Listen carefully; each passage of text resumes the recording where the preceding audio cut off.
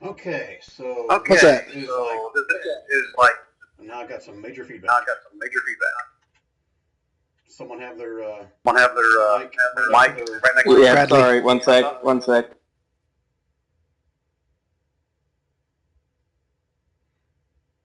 testing 1 2. Now you should be fine. Now you should be fine. Oh, you say it twice just to throw me off, right? Yes. All right, so this is now session 34, if my number's correct here. Last we left off, the adventurers had split the party. Oh no. Teague and Curiel and I guess technically Quarren and Indon all kind of sprinted off around the side of the building while Bairn and Fuha were investigating what happened to the other friend, Ryber. Eve snuck off into the building just to the north of the gate, and Usul has been kind of hanging around with Fuha and Baron as well. So last we left off, Baron was getting an onslaught of gargoyles. Four of them had nets trying to capture him. The other two would just bash him in the head with little rocks in their hands. The entire six gargoyles have now got Baron surrounded.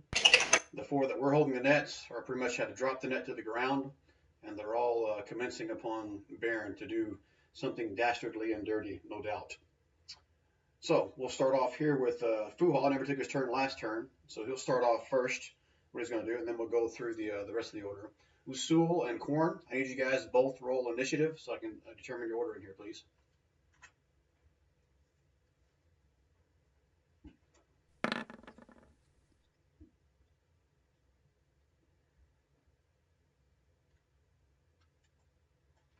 All right, so Korn, I'll be nice enough and I'll put you before the gargoyles because I can be a good DM that way. Usul, look at that. Did you roll with initiative? You roll with the advantage and you still get 17? That was pretty good.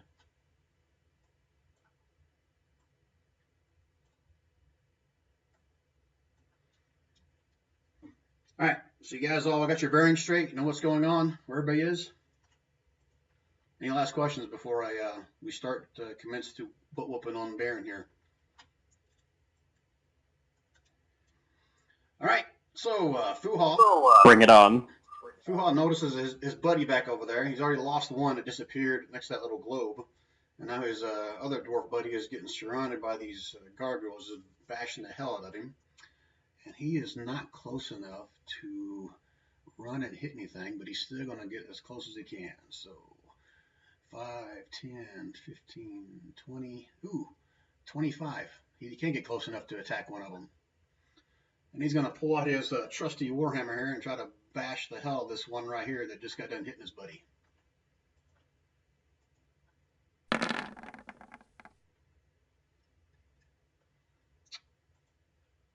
And unfortunately, he swings and the gargoyle steps to the side and misses that.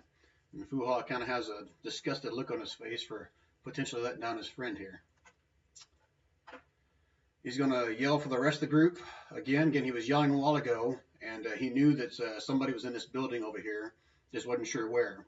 So as a free action, he's going to yell for the rest of the group to come outside and help, basically. All right, Corn, you're good on your bearings and what happened last time and where you are. I believe so, yes. All right, So, as far as I understand, this door is good to just go in and out of? Teague has not checked this door right here, but the door in front of him was unlocked, and I think you looked into it, correct, Tegan? Yes, I had opened it. Okay. One right in front of me. Well, I'll run up here to open this door then. Yeah, it's you can just kind of push it open. The mechanism's not even holding the door shut. Alright, I'll immediately run out. And when I see what's going on, I'll quickly pull out my bow and take 2 shots at the closest one here. He's going to have partial coverage since Fuha's standing there, unless you move to get a clearer shot. Let me check how much movement I have left.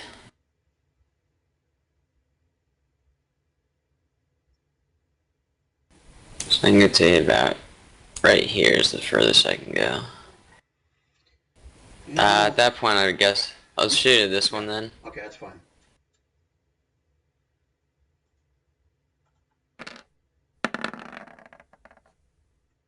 Oh, nice. You get so nervous trying to help the guy out, you shoot and it shoots right into the air. These guys aren't flying anymore, so you missed that one badly. Alright. And that one too just misses. Like you shoot it right for his head, the last second the gargoyle kind of ducks and it flies right by him.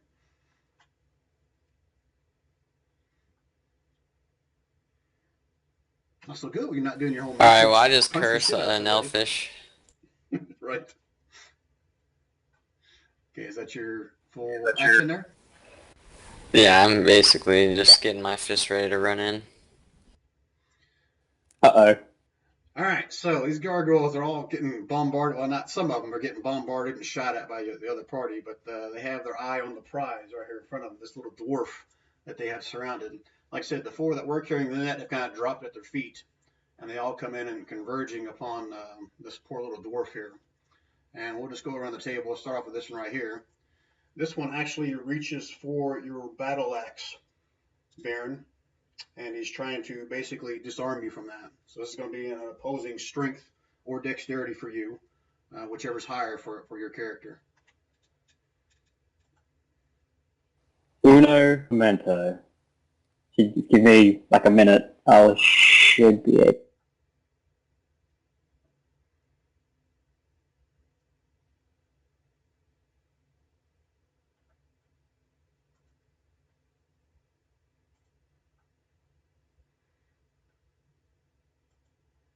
Holy crap, I opened like 16 different character sheets, and that's the only one I don't have open. I am a crappy DM. Wow, okay. Wow.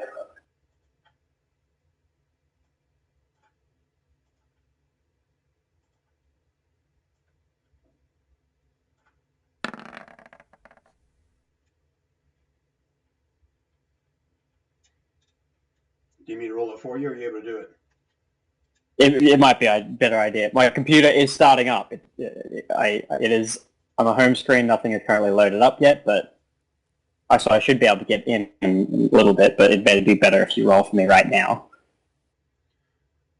Sorry, guys. This is as much as an inconvenience for me as it is for everyone else. It's all good. All right, so here's what I'm going to do. I need someone to volunteer to kind of help play Baron. That way I'm not doing him and the 16 other sheets I've got open. Anybody want to volunteer for that till he gets on here? I can do it. I'll say, one of us will show. All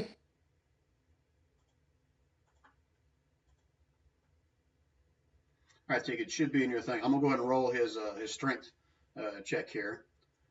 And then you can take control from there. I got the sheet. Okay, so go ahead then if you got it up. Strength check. Correct. Oh, look at that. All right, so this guy basically rips your battle axe from your hands. I'm assuming that's what you had in your hand. Is that correct, Baron? Yeah, but it's okay. He's a walking armory, so... All right, so you have no more weapon. That was that guy's move. This next guy sees the opening, and they are going to try to start bashing your head in.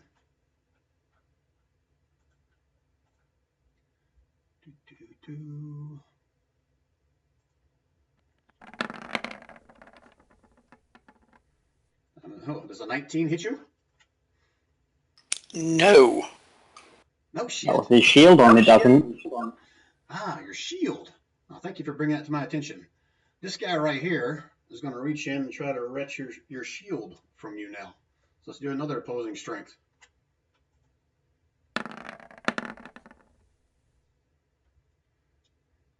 Ha! I think he kept his shield. So that's his action. So you're looking pretty good actually right now. How about that? All right, this guy's going to do the same thing. I'm going to try to bash you in the head.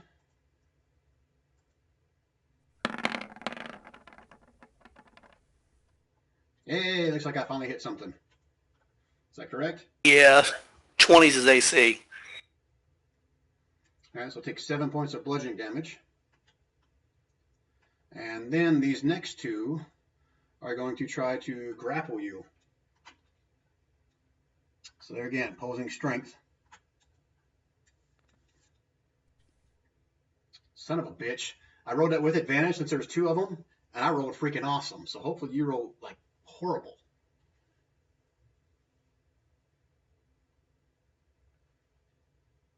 Son of a bitch. See, Baron, yeah, nothing to fear. These freaking gargoyles ain't shit. All right, so they all failed miserably at even hitting this freaking dwarf, but he doesn't have his axe anymore. This guy has that, and actually, once he gets your battle axe, he's going to fly up into the air. Matter of fact, you know what? They all have their movement left. You have nothing to attack with unless you want to punch one of them. So, go ahead. Go ahead. He can attack. He has like 2 other axes on his belt, so he could just.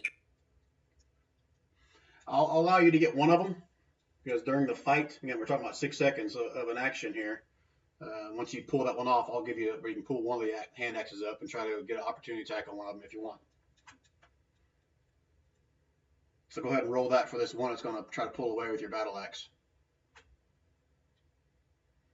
And that misses. All right, so just as aware, this guy flew up about 10, 15 feet in the air. Actually, you know what? Every single one of them are as well. After they miss, they're all going to fly up. I'll keep them right where they are, but they're about 15 feet in the air. Fuha will get an opportunity attack on this one as he flies up into the air. Hey, look at there. Someone hit something. But doesn't quite do the damage like you expect. All right, so every one of those gargoyles are now about 10 or 15 feet in the air. Okay, let me zoom out here. Just to make you guys a little nervous.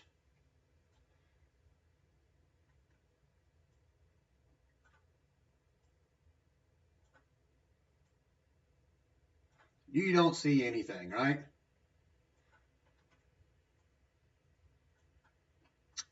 Yep, nope, no one's even got line of sight of those guys.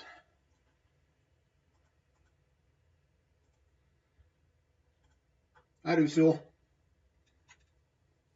Okay, I'm going to change into beast form of an ogre and move on up so I can try to take a swing here at this first one.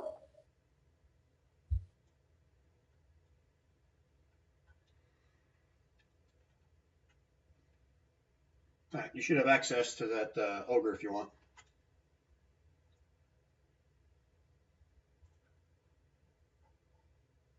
$16 does You see it there? This one right here, correct? That's correct, yeah. And I realized that when I'm in beast form, when I hit level 6, it should be considered magical. So I don't know if that works. I don't know about the those guys, if that helps or not. But All right, yeah, thanks for reminding me. So yeah, you come down with that great club, and it does all the damage you expect it to. Kind of crushes up against one side of it. You see a few pieces of rubble and rock kind of crackle off the back of it for where you smashed it. Being an ogre, you can reach something that's 10 or 15 feet in the air, correct? that is correct, yeah. Yeah, I think those things are like 10 feet tall, and they've got like is it 10 feet reach as well?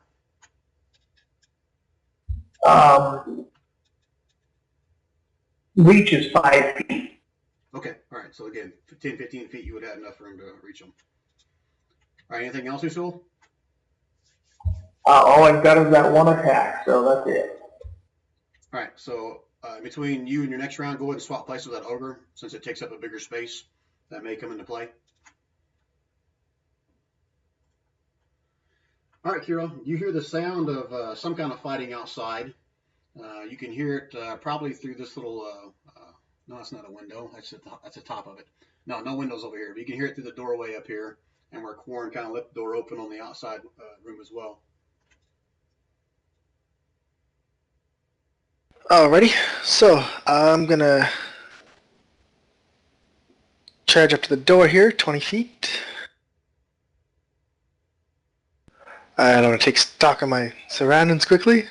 And that's 20 feet, so here we have 30 feet. And a dash gives me double movement, right? Correct. So So these guys are all in the air now that I can see, right? Correct. So that'd be 30. That'd be 50. Yeah, I'll dash up to 50 feet. So I'm by Fuha now. Correct. And there's not much more I can do. Nope, that takes your action to dash. Yep, so I'm just running up towards the gargoyles. All right.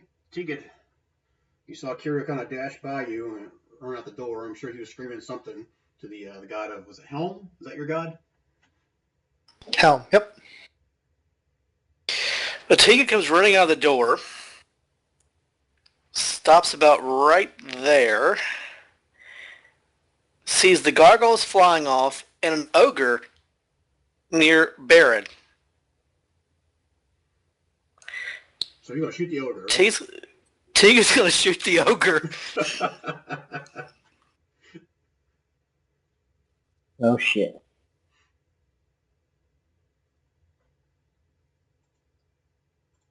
Two shots. That AC of 9 is correct on that ogre, correct, Usul?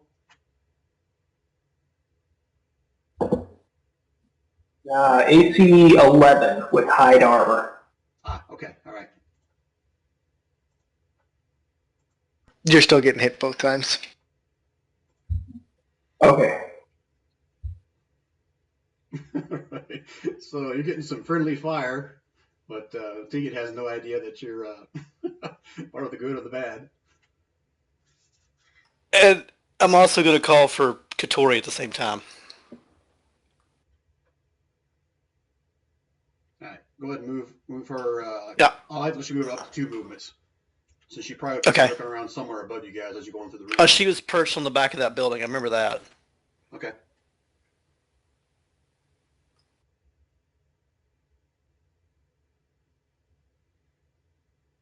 She'd make it about halfway across. All right. Anything else, Tegan? No, that's it. All right, Endon, he was over on the side over here yelling for you guys. Now here's all the commotion and all the fighting over there. So I guess he decides he better go ahead and join the party. So 5, 10, 15, 20, 25, 30, 35, 40, 45, 50, 55, 60, 65, 70. That's as far as he can get. He looked out the door and he sees the big ogre and he's just kind of, his mouth is wide open. He's like, what? What in the hell? And that was his action. All right, Baron, somehow you luckily, oh, you know what? Oh, yeah, I did get through all. Somehow, you're not sure how, you managed to not take any damage whatsoever after being surrounded by these gargoyles. You're missing your battle axe. One of the guys tried to steal your shield, but you fought it back. What would you like to do here?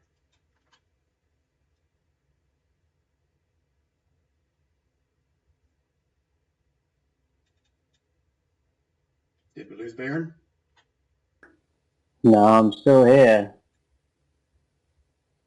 But Jesus. How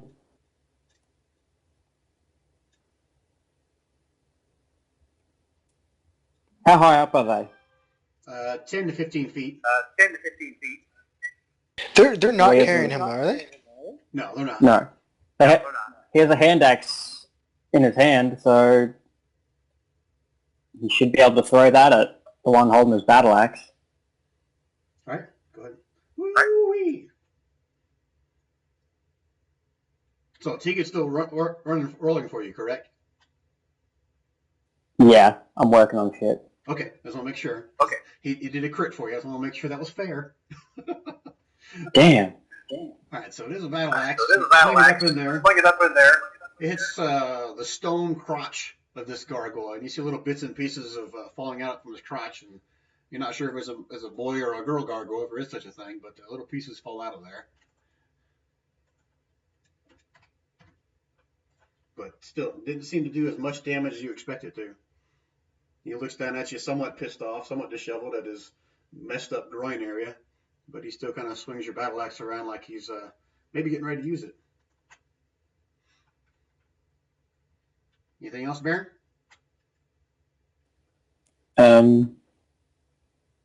pull out another hand axe. Can you dual wield? Well, he just threw the one he had, so he just pulled another one out of his belt. All right. You gonna throw it? Yeah, throw it at the same guy. Oh, that one misses wide. You got all so excited from hitting the guy on the crotch before. You threw another one at the same spot. In the last second, the gargoyle kind of rises up and it goes harmlessly between his legs and lands about 30 feet away, somewhere over here. The other one landed a little bit closer to bounce off of him. It's about 20 feet away. So now you are weaponless, right? I know you got like 16 hand axes. He has a knife. No, he has another hand axe, and he has a knife as well, so... Jesus Christ, he's time to teach. And then he has his bow. Alright, so no more actions for Can you, we- correct? You know, he's done. Can you move your icon down 3 spaces for a second there, Baron? Just trying to see his health? Yep. Here, how's that? He should be Perfect. fine. He Yeah, should you still can be put at back. 40s or something like that. Get 46. Yeah. It's like about 2/3. Not supposed to know that. Just he's cut. He's got some cuts on him. He's not quite bloodied yet.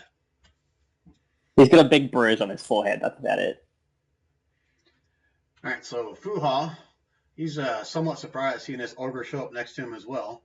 But the fact that it was attacking the gargoyles kind of gives him a little bit of hope, so to speak. But all he has is Warhammer, and he's not very good at throwing it. So he's going to step up here, and he's going to basically... Does he have a shield? Give me a sec. Yes, he does have a shield. So he's going to aid Baron in protection-wise. So basically, any attack on Baron will have disadvantage since he's kind of using his shield. All right. Corn. Alright, well first thing I'll do is yell to Tegan that the ogre is on our side. And I'm quite sure it's Usul at this point since I don't see him around. And since they're all up in the air still, I'll take 2 more shots.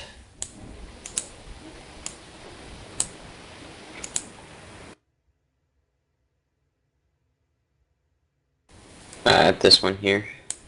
All right.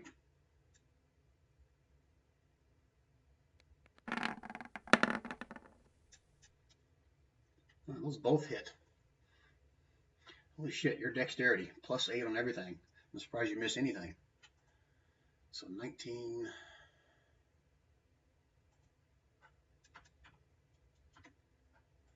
All right, so both arrows find their mark. These little chunks of it kind of fly off into the distance there. He's got quite a few little pock marks in it for between the Great Cliff and the ogre and your arrows, but he is still flying. Anything else, Corn? No, I'm good there. All right, so let me roll for this, see what they're going to do.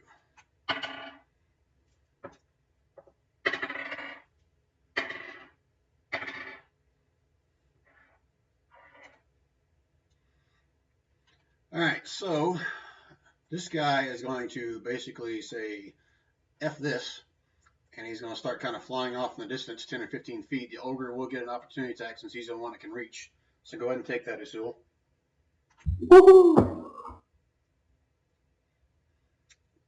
And you swing hard, but you swing too hard, and it misses as he flies off. Let me finish his movement now. So 5, 10, 15, 20, 25, 30, 35, 40, and he's another 20 feet in the air as well. So he's about 35 feet in the air, about 40 feet away. This guy, 1, 2, look at my dice again, sorry. That guy stays. This guy is going to fly off as well. So again, you only get one opportunity attack, correct, guys? Yes. 1, 2, 3, 4, 5, 6, 7, 8. And about 20 feet in the air there as well. This guy stays. This guy flies off. 10, 15, 20, 25, 30, 40. And this guy takes off.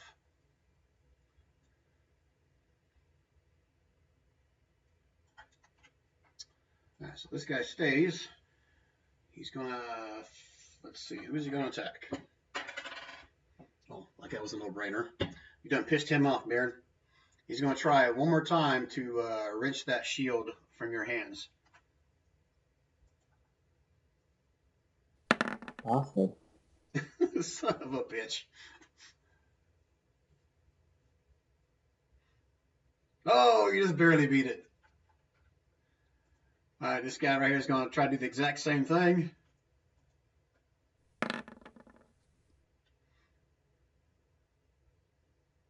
Son of a bitch, I hate you. I hate you with a freaking passion. I hate all you guys. All right, so after that, he's going to take off 10, 15, 20, 25, 30, 35, 40, 5, 10,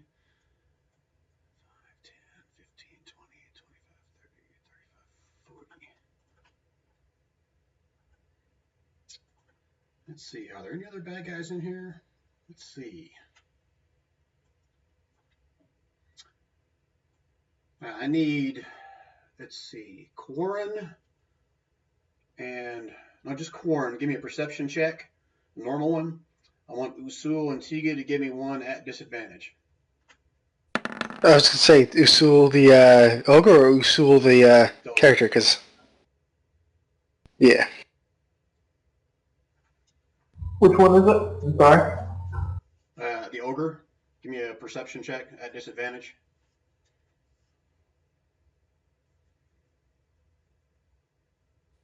It's alive. Oh damn, Tegan, that was your strength. Tegan, let me see your perception. No. He did the perception Oh, after. he did 8. Sorry, who am I waiting for then? Just the ogre? Me, yeah. Sorry, I was looking for it.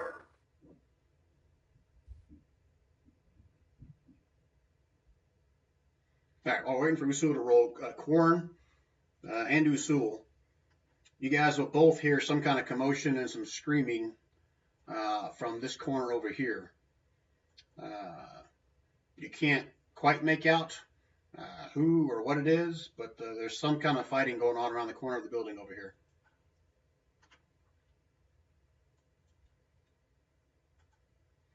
Usul. Yep.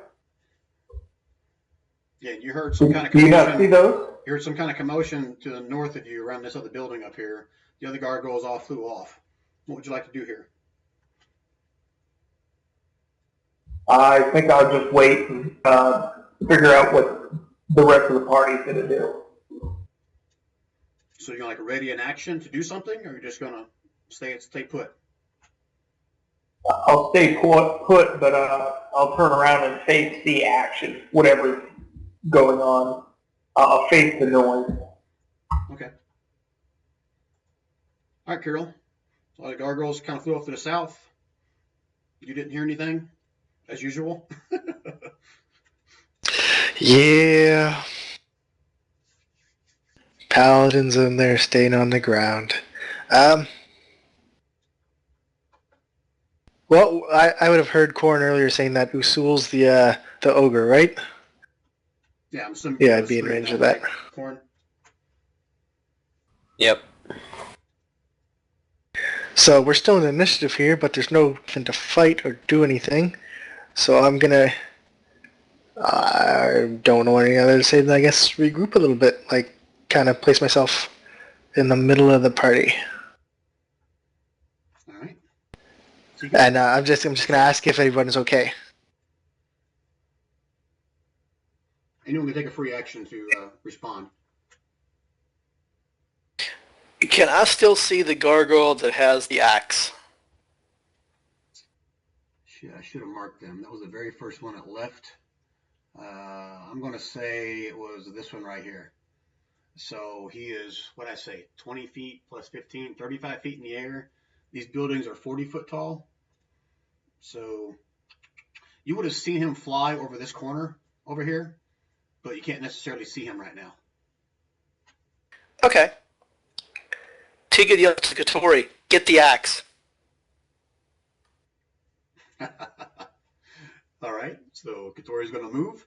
Is that correct? And let me zoom in, just confirm, because if it's that one that's damaged, then he's not the one that has the axe. Yeah, I stand corrected. It's this one right here. He did get damaged from the band throwing an axe at him. Yeah, he's got some damage, but Hit him in the crotch. he's not the one that's about to die. That And one- Katori will attack him.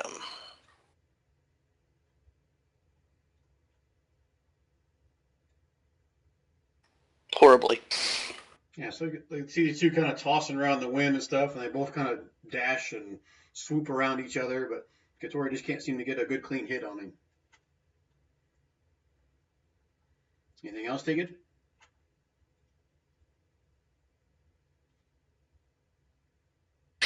And then I move down, and I'll aim at one of the ones in the back.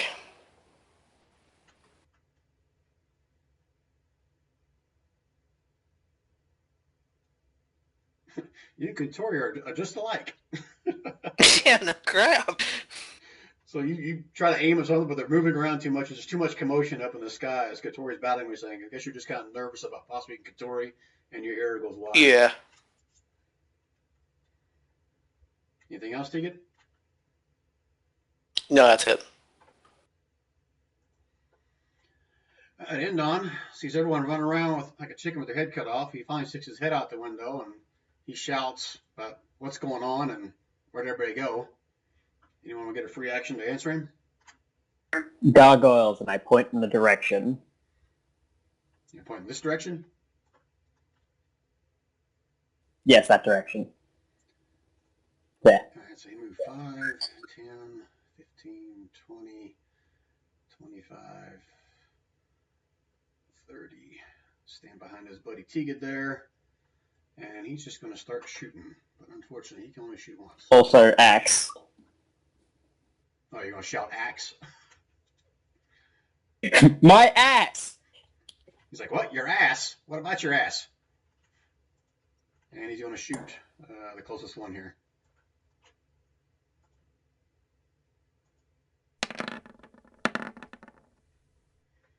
And he hits one. Again, just kind of small little chunks kind of bounce out of it. Doesn't do quite the damage everyone expects, at least he expected.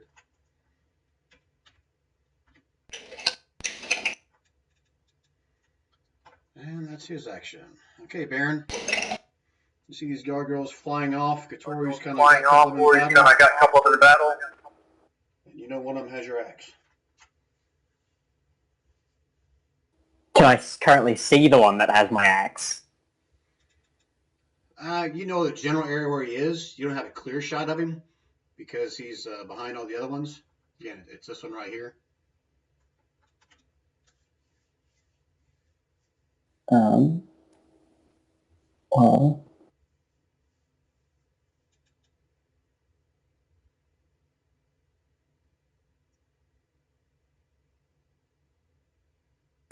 I'll move to there, and I'll try and...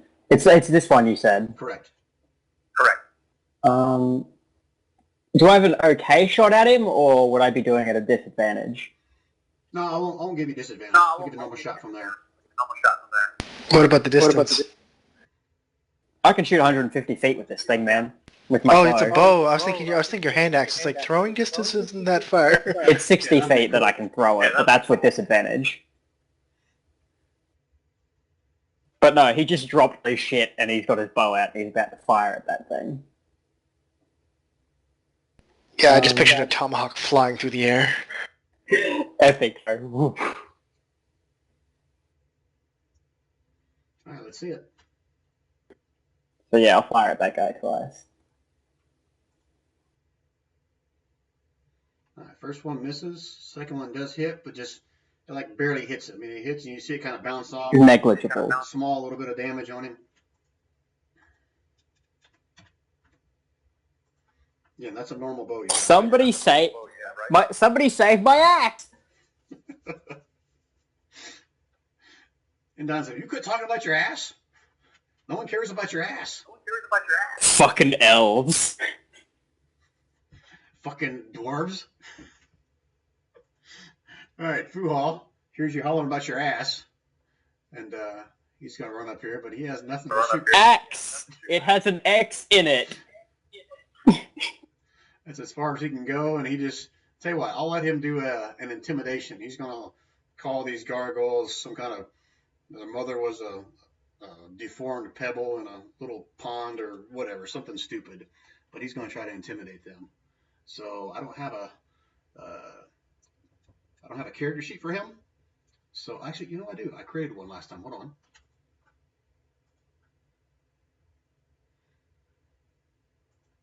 Yay me. He has charisma now. Oh, he's real good at it too. Instead of having my 10. Oh, he's got a 10 as well. Oh. Okay, versus the gargoyles.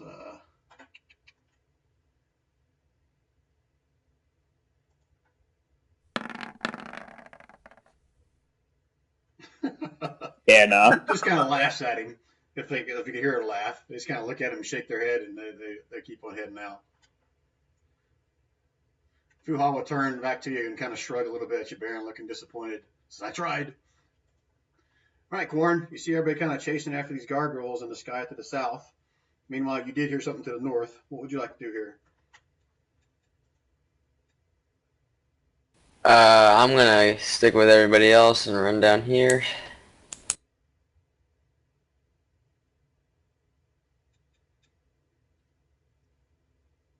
And I'll take a shot at the one that has the axe there. Okay.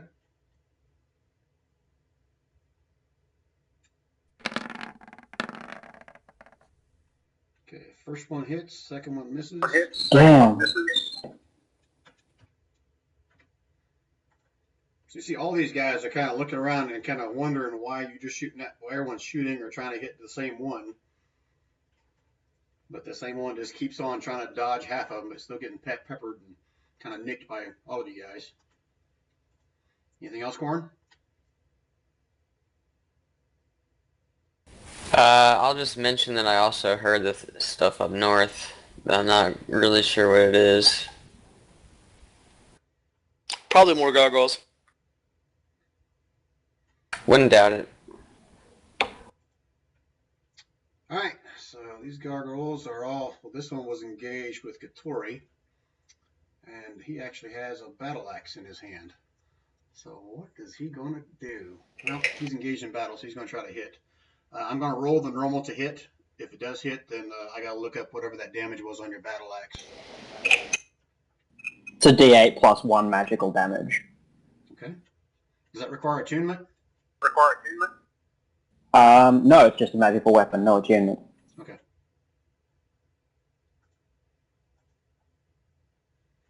I'm going to use his slash attack. That hits. So the 17, and what's the damage for that thing? You said? Baron? D8 plus 1. It's a D8 plus a strength and then plus 1. Oh, plus strength. So it's plus 2, then plus 1. Okay, so total of 8 damage. Okay. There's feathers flying. Okay, now the rest of them are going to kind of follow suit here as well. Seeing their buddy getting attacked by this big bad owl here. He's going to do the same thing. He doesn't have an axe, so he's going to do his normal bite and slash.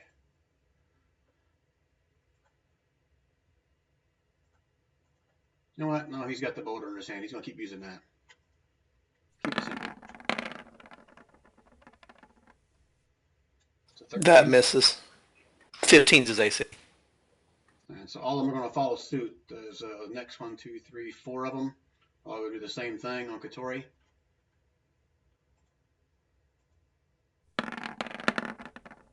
Did you take into account for all the stuff that was happening to Ben that he had taken a dodge action? Just in retrospect. No, it was my intention all along to try to take your armor or at least your weapon first. I didn't even think about your shield until you said something about it. But they're basically going to try to disarm you before they try to attack you. Yeah. So that wasn't me Okay, medicating. the second one hit.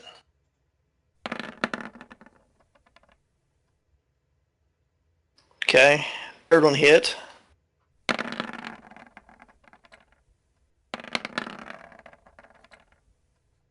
Uh-oh.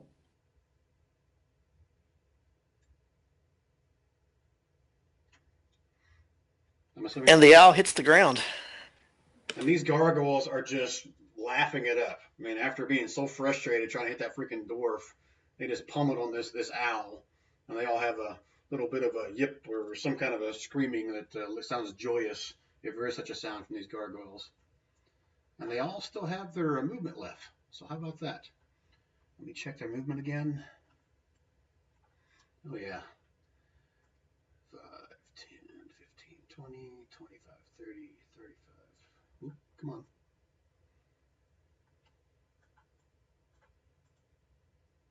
Damn, it's stuck on this freaking deck. Hold on a minute.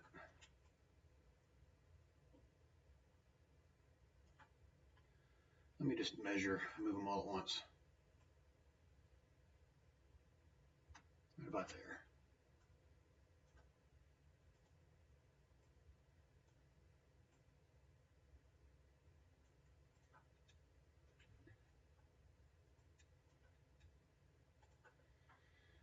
All right, so hold on a second.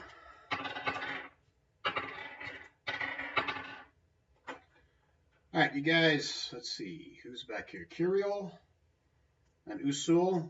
Usul, you do it at disadvantage. No, I'll tell you what, just both of you do me a regular perception check. Usul and Curiel, or Usul is the ogre.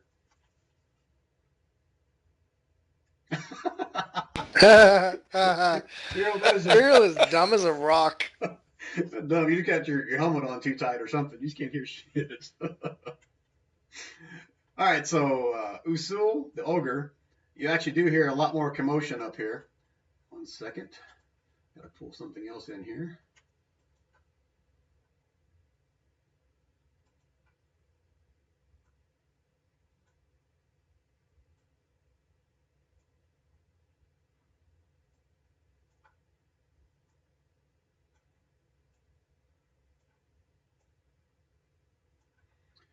And as you peer back by the back of the building, you see flying over the top. You see the gargoyles all with Eves strapped into a net. Eves doesn't have his rapier from what you can see from there, but they are flying off in the direction shown here. Let me go back and measure this real quick. Sorry.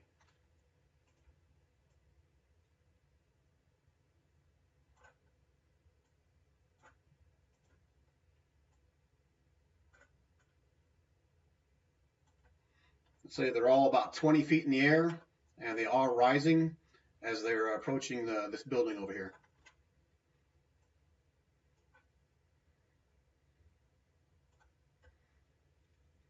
Usul, the ogre. Okay.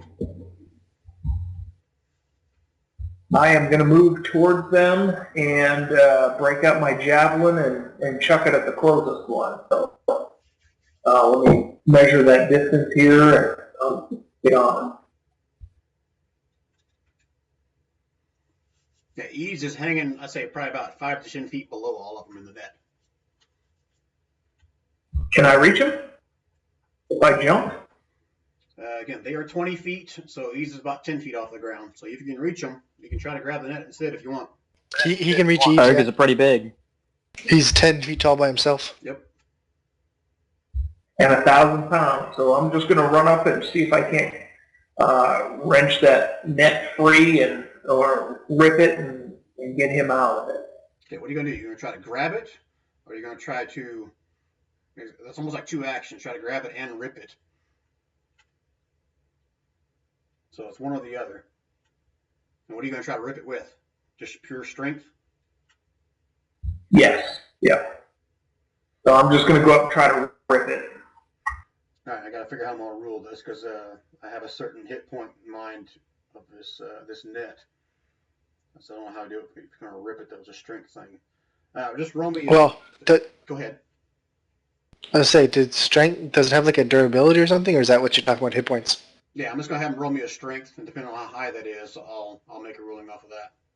So you had enough movement to get up there underneath it, correct? That is correct. Yeah, I got 40 movement. All right, so I'm going to rule that you get up there and you grab a hold of the net. You can't quite rip it free. I know it's a high strength number, but I'm just still thinking it's like 2 different actions to do that. And you have basically halted the movement of the gargoyles. They're unable to move while you got a hold of this net below them. Is that fair enough? Works for me. I was going to roll their strength, but since you rolled a 21, I went and said, no, screw it. You got them all stopped. And can I scream as I'm coming at them? Just trying to give my crew a heads up. Oh, a free action, yeah, you can scream whatever you want. You can say my ass or my axe or whatever you want. An ogre. How do you say ass? Yep, that'll work. God. Me bum, me bum. All right, anything else, Usul? No, that's it. All right, Carol. So you see the ogre run up, and he's got a hold of the net that has eaves in it. You now see that. You wouldn't notice it before, but obviously seeing this giant ogre run up and grab a hold of this thing, it's pretty obvious in front of you. Plus he's screaming something about his ass. All right.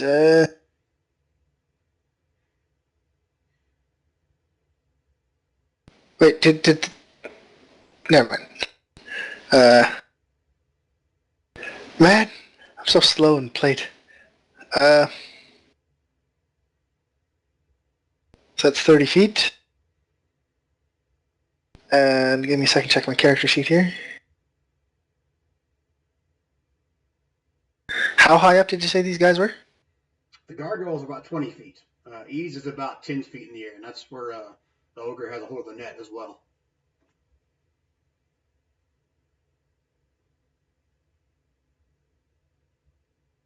I don't think there's really anything else I can do. They were flying, like, this way, right? Correct, yeah, towards that building in the center that you guys went into the first time. Alright, I'm gonna run a little bit ahead of them then, because I can't do much else. So, 5, 10, 15, 20. There, yeah. So I'm just, oh wait, he's got the net, so they can't keep going. Alright, there then. Alright. So it's a dash action, and that's all I can do. I've literally just been running around like a quarterback with no football. And not hear anything. Yeah. All right, Tegan, A deaf quarterback with no football. All right, Tegan, you heard the commotion behind you of the ogre and Curio kind of running off towards the north. You probably see out the corner of your eye some kind of commotion in the skies above you, but your attention is more towards the south, where you obviously saw your owl basically get pummeled to death by these gargoyles, and they took off. What would you like to do here? Oh, how high were those gargoyles when they attacked Katori? What I say? I think I said they were like 20 feet and still rising. So 2d6. Oh, you're rolling extra damage for Katori? Uh-oh. Oh, just There's a reason I'm rolling it.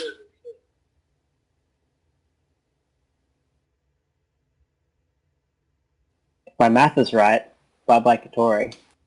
Yep, your math's right. That's why I was rolling it. Oh, that's instant death for the Okay. owl? Yeah, he's actually below his original hit points. Tegan, I'm sorry, man. It's okay, it happens. What do you expect when you have an owl go after 5 or 6 gargoyles? Well, hey, can I still see the one with the axe? 1 second, let me zoom out and look. It's daylight. I'd say if you're going to shoot at him, it would be at disadvantage because he's behind the other ones, and they are kind of flying. Okay. Yeah, I'll take the risk. 2 shots at him.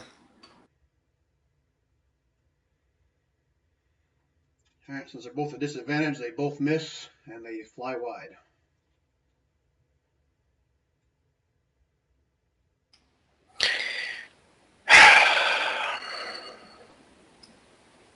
Then I approach toward Katori's body.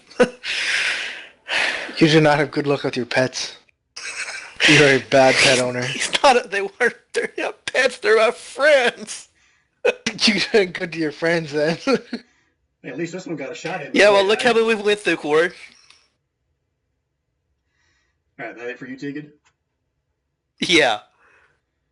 All right, Endon kind of lets out a shout and a scream as the Sikatori just get kind of pummeled to death and then drop to the ground. He sees you kind of scream and shoot at the other ones over there. And he's going to run up here and try to do the same thing. Okay, 5, 10, 15, 20, 25, 30, 35. And he's going to try to take a shot at this one as well. You know what? I'm not going to do disadvantage. I'm going to go back to you at that 25. It does hit. I'm just going to say he has partial coverage. So you do hit him with that one. Okay. That makes more sense than doing disadvantage since they just have partial cover. And that is a magic bow. Yes. Right, so you saw little chunks of it fly off, but it's still kind of flying off. And now Endon's going to try to do the same thing. And unfortunately, he misses. Just barely misses. The thing kind of dodges to the last second. And he misses. That's it for Endon. All right, Baron, you see off in the distance your battle axe being flying away with all these gargoyles. You would have heard the ogre kind of shout and grunt something ahead towards the north. What would you like to do here?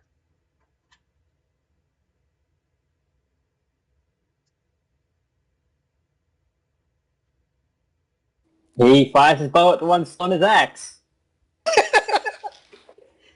Because he wants it back. Just +2 to his AC.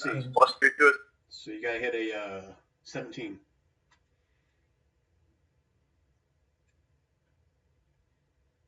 Hey, there you go. One of them got. But that is not a magical bow. No, because he stole my magic weapon. Right. All right, so you hit him with one of the arrows. You see little bits and pieces of rock fly off, but it's still not even what you would call it bloody. There is no blood in this guy, but he's still pretty well intact. Anything else, Baron?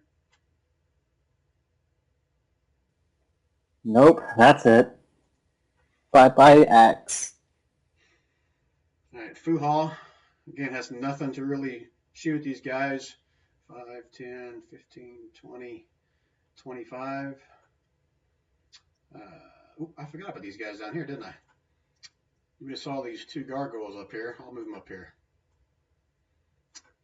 I won't include them right now. He's going to yell something again, try to insult these guys. So let's see what he says here.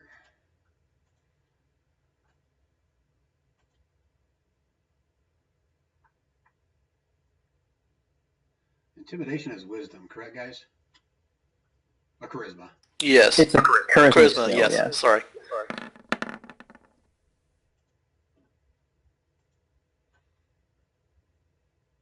All right, so let me tell you what, I'm going to roll it individually for each one of them, starting off with the one that has your axe. How's that sound? Okay.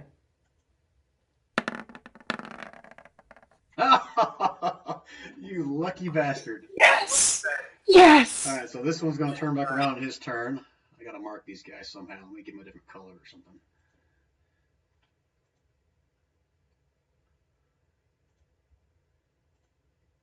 He's mad. Let's do the next guys.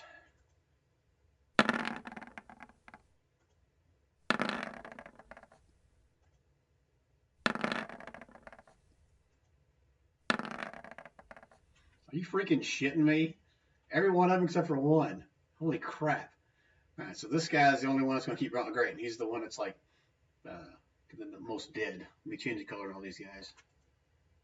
Makes sense. I'm scared. There's no point in changing colors of these guys. They're all coming back on their next turn. All right, so they all kind of turn around. They kind of growl, and they give Fuha a really mean look as they all kind of line up here, looking like they're going to turn back around. Except for one of them just kind of looks back and then turns around and looks towards the south again. All right, Corrin.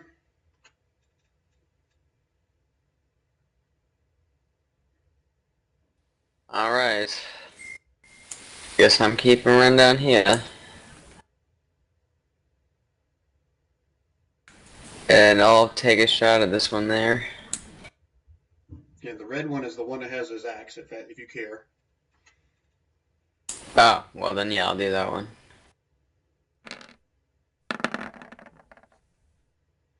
All right, first one hits, second one misses. See little bits and pieces of rock Alright. fly off of it. I just kind of go up here by Katori and mourn him in my wood elfish way. You shed a little tear.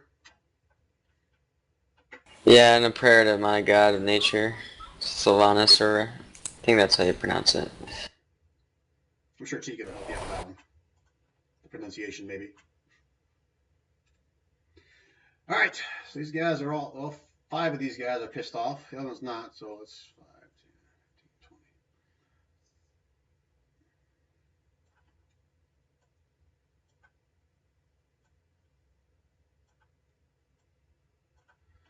And the rest of them, they are pissed off at Fuha. So here they come. Let me just measure this. Oh yeah, no problem. They're all going to come flying and converge upon Fuha.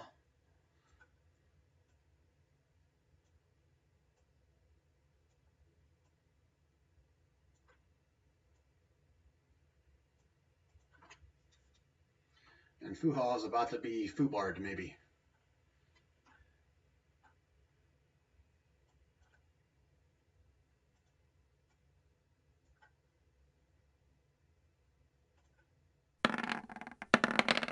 These are all bolder until for the last one. I'll make it with your battle axe. Okay. I need someone to just keep track of. Oh, sorry, I don't know what his AC is either. Let me tell you what his AC is.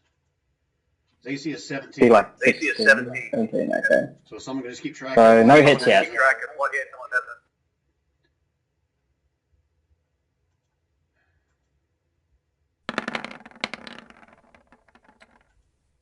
That one hits. That one hits. Okay, and the last one is the guy Okay, the with last your battle one axe. is the guy with your battle axe. Yeah, He misses it does not badly. hit. He misses badly. So 20 damage altogether, I think. Or Yep. yeah. That's what I get. 20. All right, so you guys see how these guys converge onto Fuha and just start bashing. User disconnected from your channel. Uh-oh, did we lose? You guys still hear me? Yeah, I hear you. Yeah, I hear you. I don't know who we lost. I think we lost Kiriel. Curial's gone, yeah. All right, he's not up yet. All right, so these guys moved, what did I say? I think it's 40 feet. Is that what I said there? So they still have movement left. So they're going to basically bash the shit out of him and then fly up another 20 feet. So Fuha will get an opportunity attack. They moved 45 when you originally moved them. Okay, let me move him back. Okay. 5, 10 feet here. 1, 2. So Indon has a bow, so he'll get an opportunity attack, but it'll be at disadvantage. That's good. Okay, these guys have flew about, what did I say, about 15 feet in the air at that point. All right, so Fuha will strike. He's obviously going to strike the one that has Baron's axe first.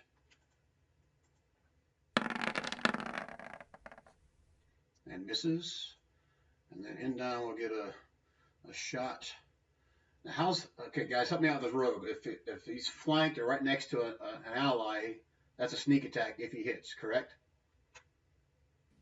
Yes. Okay, but he Because hits. whenever something he's attacking is being distracted by an ally, he can, like, rib shank him.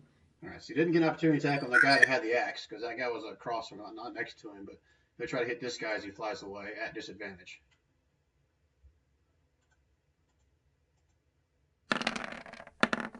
Holy shit, even with disadvantage he hit for 9 points of damage and sneak attack. So 28 points of damage. So a good chunk of his left wing kind of loses bits and pieces of, but he's still able to keep flight and stay in the air. Oh yeah, the other gargoyles. Let's go back up here. Or they split the party again. Good job, guys. All right, so I've been trying to think about how I want to handle this combative strength thing with the ogre here. I know you weigh 1,000 pounds. They're not trying to basically lift the ogre. They're basically trying to rip the net from his hands. So there's 5 of them. There's 1 of you. Okay, here. Let me know if this sounds fair to you, Sewell. What I want to do is I want to roll a strength check for 2 of the gargoyles, and as long as you beat 1 of them, they'll stay where they are.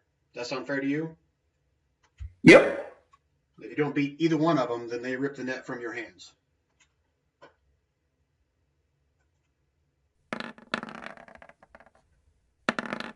Ooh, shit. I'm screwed. All right, so they're able to hold on to it. So 2 of them try to break away. The other 3, oh shit, they're all holding that, aren't they? Well, they're going to maintain their distance above you, like 20 feet up. They're not coming down any farther. They're all tugging and pulling on the net, but not engaging you.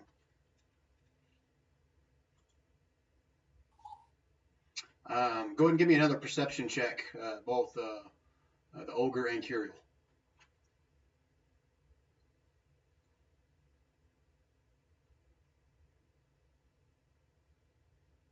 All right, Curiel, let's see if he gets. Is Curiel back, or did we lose him for good? He's dealing with his headset conked on him. He said he'd be back. All right, well, Usul rolled good. Yeah. enough. Right, well, Usul rolled good enough for that. Usul, you're going to notice that Ease has taken a pretty good bashing, and from what you can tell, he's just lying there unconscious, lifeless. You're not really sure, but he's not moving. Roger. All right, your turn now, Usul. Okay, I'm going to go ahead and try to rip that net again, see if I can't get him out. All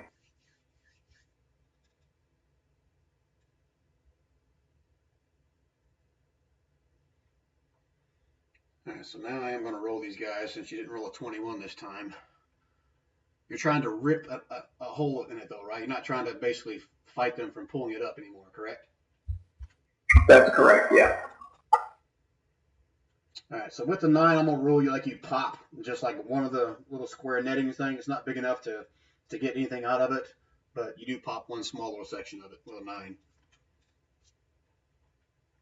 Fair enough? Fair enough. Yep. Anything else, Usul?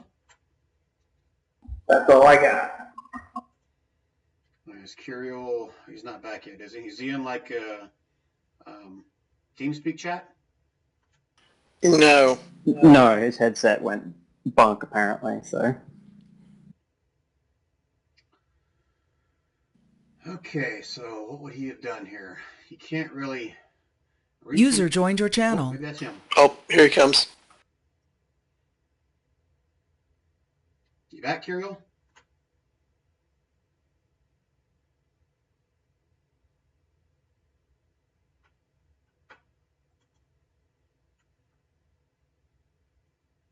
Curiel, you there in TeamSpeak?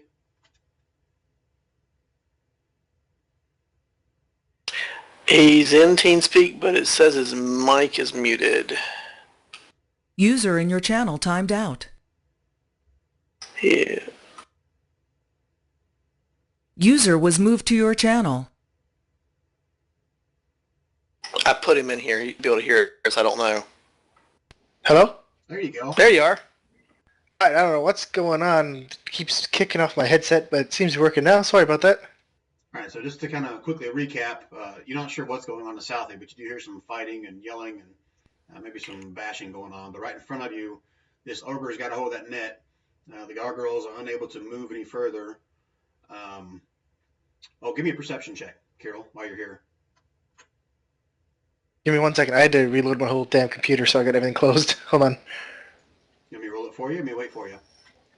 No, I got it. 1 sec.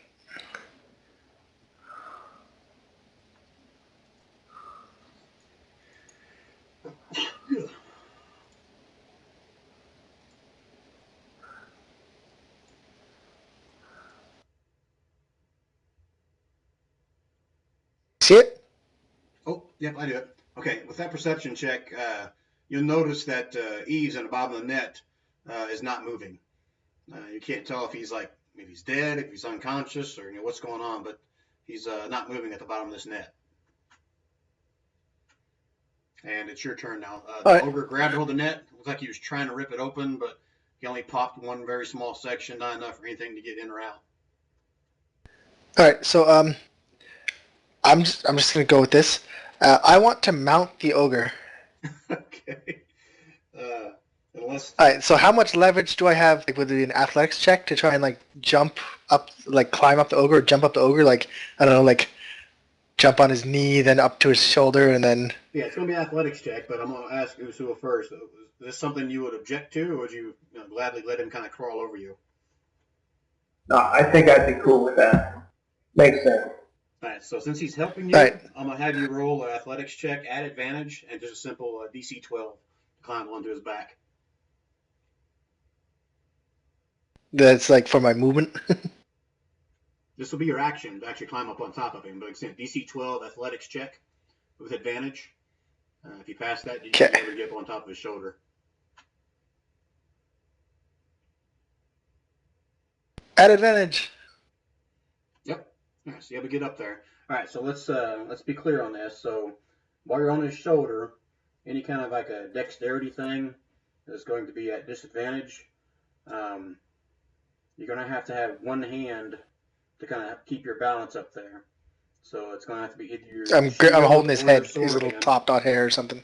Right. So I'm just saying, if you're using your shield hand to basically kind of hold yourself up there, then deduct your AC of your shield from your AC while you're doing that. Does that make sense? Yep. Yep. So -2 AC. Yep. And that'll be your action to get up there. Okay. See, okay, I'm trying to read this. It doesn't say whether it's an action or a free action or what. My channel divinity. Let me look it up real quick unless someone else knows. I think it's a bonus action to do that. It honestly doesn't say.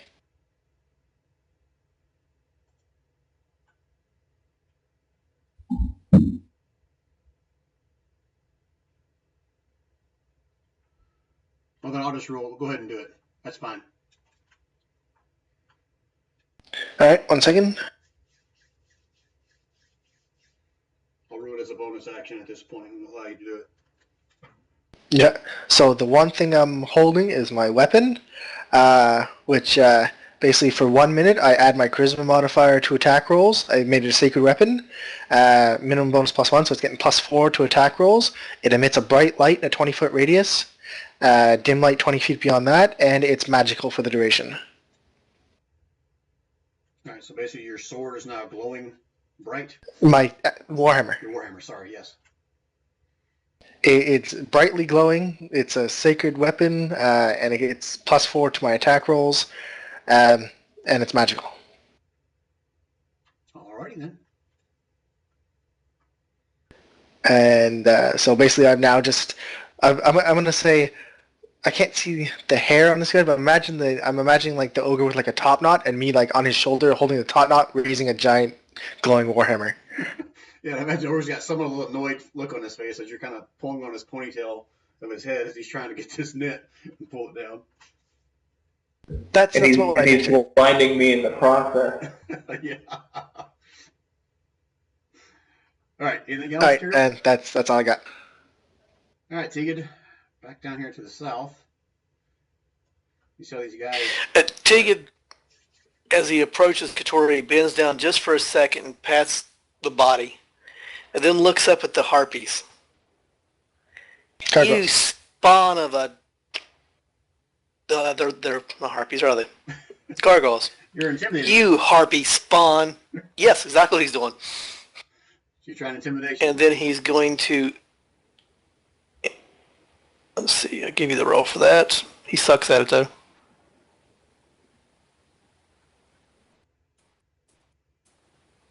And then he shoots at the freaking...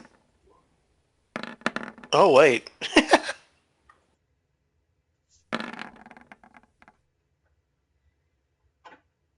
Alright, so this is 1, and this is 5 right here. So you intimidated 1 and the last one. Okay, so what are you going to do? And then he looks at the one with the X. Under his breath, he mutters, the command word and shoots. Fuck. And misses. And then he just shoots again. Oh, go figure.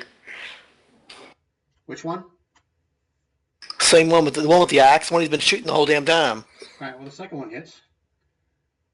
And for a whopping... Oh, it is a magic bow, so it is full damage. Yep.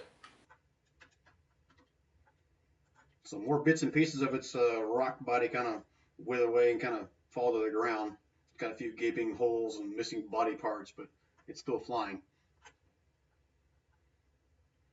Anything else, Tegan? No. Okay, just remind me it's your turn. The two blue ones are the ones that are intimidated by you. Okay. All right, Indon sees all this commotion going on over here. And he's going to take a step off. Actually, a step this way. To there. So you can get a clear shot of the red one, the one that has Baron's axe. He's going to take a shot.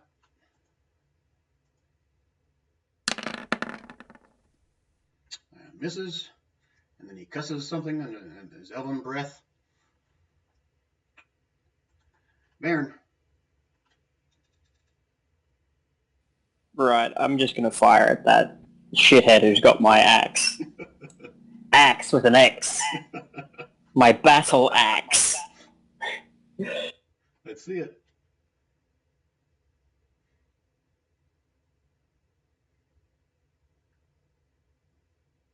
Hey, look at there. You do hit him. Take another small chunk of rock off his hide. Anything else, Baron?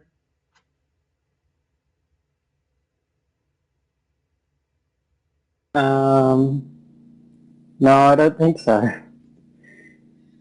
right, Fuhal. Seeing these guys up in the air up there, he still can't quite do anything. He's like feeling helpless at this point. What will he do? He's going to... Oh, shit. He's going to go stand over here next to Indon and kind of give him some good words. Can't really do shit. Corn. Alrighty. I will continue firing at this damn one with the axe. From there, he's going to have coverage. So if you stand somewhere in here, you'd have a shot without being blocked by this guy. Okay. I'll still rule that 18 is good. Alright, so both of those hit. Non-magical. You take out some pretty good chunks of him. Now he's just kind of, he's flying, but not very good at this point. But he is still in the air. Anything else, Corn? No, I just kind of curse again under my breath in Elvish that he's not dead yet. Alright, I did explain to you guys before that this is basically like somewhat of a cliff going up here. About 10, 20 feet up. This is the upper section. Yeah. Here. Okay. Make sure you guys are clear on that. Alright, bad guys. Let's start back up here with the ogre and those guys. So let's do the same thing again. They're going to try to wrench your hands free of this net. So I'm going to roll a strength for two of them. If you beat either one of them, you still win. Usul.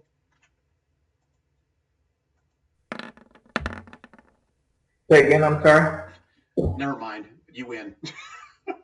I got my gargoyles trying to pull the net from you again. When I rolled a 3, so you'll be able to keep them still. Those guys are still okay. They're not letting go, but they're also not engaging at this point. And Kira, just so you're aware, they're about 20 feet in the air. You are 10 feet in the air, so they're still about 5 feet out of your range to be able to strike anything. I was gonna say, so I'm standing. I'm 6'2", and so what's that put it at now? Yeah, Swinging a war you're axe about 5 feet away. or warhammer. You're so close, you can almost touch them, but you just can't quite get to them. So my question is, how far does my warhammer reach? Oh no, they're not within 5 feet of you, so you're not gonna be able to hit them from there. All right, so Damn it. those guys are staying put. These guys, okay, 2 of them are intimidated. The rest of them are not. 5, 10, 15, 20, 25, plus 25 feet up. That's 50 feet, I'll say. And then another 10 feet. Get to there. Get to there. And these two, who intimidated them? Was it Teague? Teague. All right, so boom. Are flying from overhead, and they're both going to try to bash Teague in the head, just like they did his pet.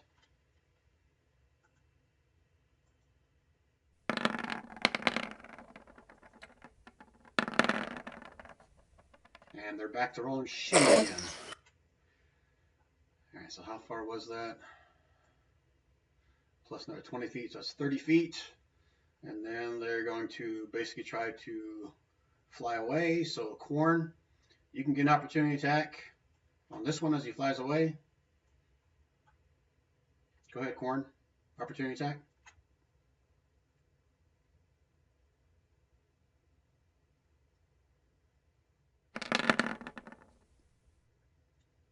Yep, that hits.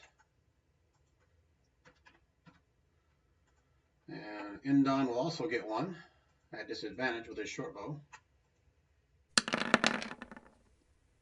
Hey!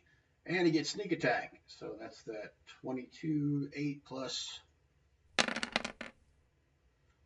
29 points of damage. Damn.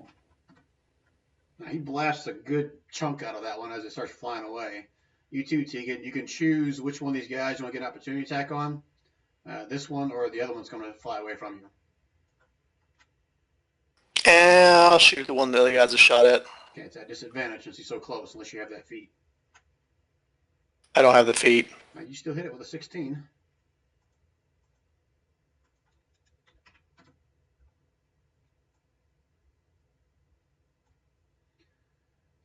Shit. What did I say? It was 30, 40, 45, 50, 55, 60. Nope. I'll put it right there. Right at the edge. He's going up. And this guy's going to take off right the same way. Okay, they're both almost to the edge of that building, but not quite. They're about 20 feet up in the air. And one second. Let me check the rest of my crowd here. Because there was something else. Never mind what you're about to see here.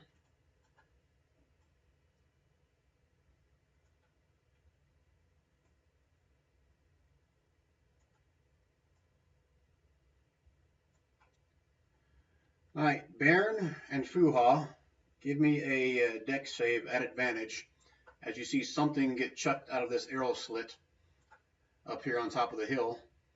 Down towards you. Go ahead and roll one for Fuhal as well. Baron, please. All right.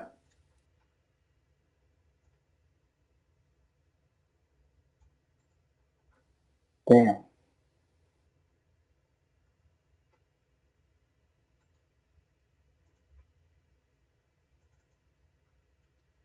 All right, it's not a potion, but you see, looks like a dark gray globe, but it kind of rolls down lazily down the hill right between you guys and kind of rolls past you guys. It's about the size of a softball. Doesn't explode, doesn't do anything. Okay, Usul. Okay, I'm going for the ripping, tearing motion again here.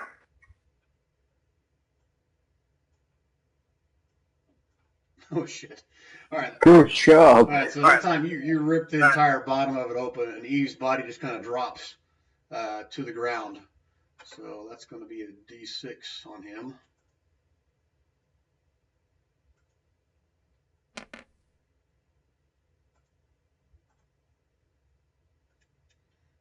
All right. Looks good to me. Anything else, Usul? That's my one action, and that's all I got. Okay. Is Eve's like underneath your icon? If you guys don't move you just for a second, just so I can see him.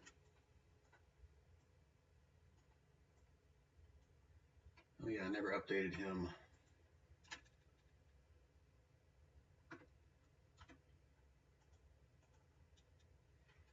All right, he drops with a thud on the ground here, and you can see him like he's not really coherent.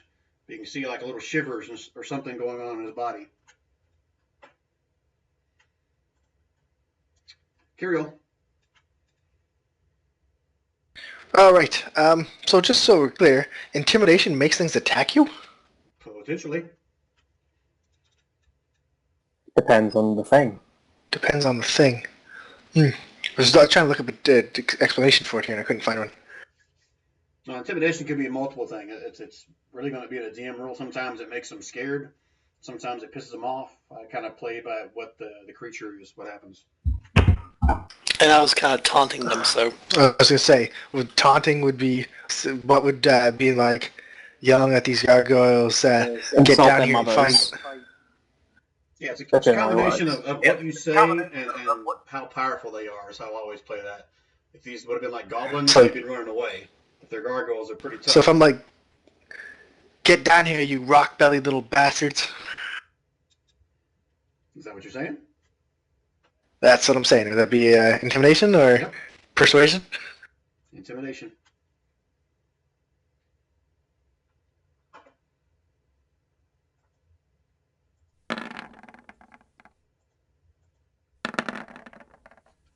I'm about to make some friends. That's number 5. Wow. How about that? Every single one of them are now pissed off at you. All right, I'm not going to change the color, but they're all pissed off. They're growling at you. They've lost their body thanks to this freaking ogre, but it's not their turn yet. They've lost their body? What do you mean? The body they had in the net. Oh, Eves. Okay. I thought you meant they like became incorporeal or something. I was like, what? All right, and then so I've intimidated them. That's your action.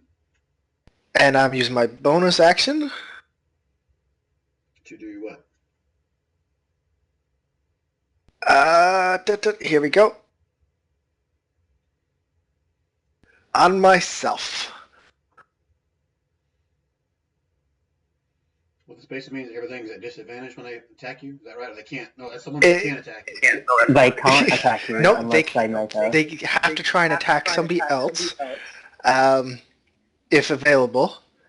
And so, yeah, they have to do a wisdom roll. If they fail the roll, they lose their attack, or the attack fails. And anytime they... Hold on, is it a disadvantage?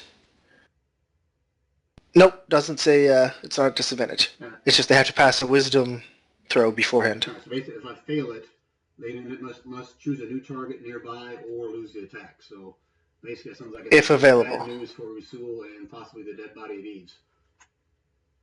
Okay. Yep, but they're all mad at me, so they should all be swinging at me first. Was my thought.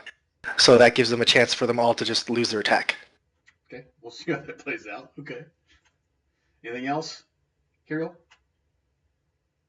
As my action and my bonus action, I'm gonna hop down and move 15 feet away. Okay. I'm going to roll they weren't within striking distance since you weren't striking distance of them, so no opportunity attacks. Perfect. Oh, you're hopping down off the ogre. Okay, so give me an athletics check. Since you've already done your action, this will be a disadvantage to see if you land prone or not. Oh, okay. Unless you want to stay up. Can you get the red sheet? Nope, I'll do it. You son of a bitch. I do a backflip. Well, I don't want a backflip, but yeah, you have to just kind of step down and you have to be able to crunch while your plate mail and kind of keeps your leg from buckling as you lay on the ground. Okay. All right, is that it for you? Yep, I moved 15 feet away and I am chilling. All right, Endon, he sees the other guys flying away. The other guy's kind of been lost in the shadows on top of this building, but he's looking pissed off. So he's going to shit. He's going to shit. That's what he's going to do. Shit in his pants. Son of a bitch. Here, I'll roll, see what he's going to do. Either attack, or he's going to try to yell out some kind of cursing and see if he can intimidate somebody. He's going to try to yell some kind of obscenities up at these guys. Let's see what Endon's intimidation is like.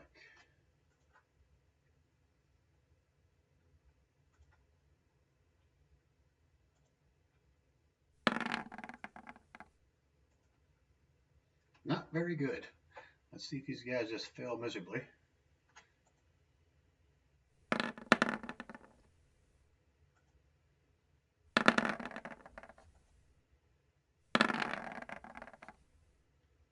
One, two, three.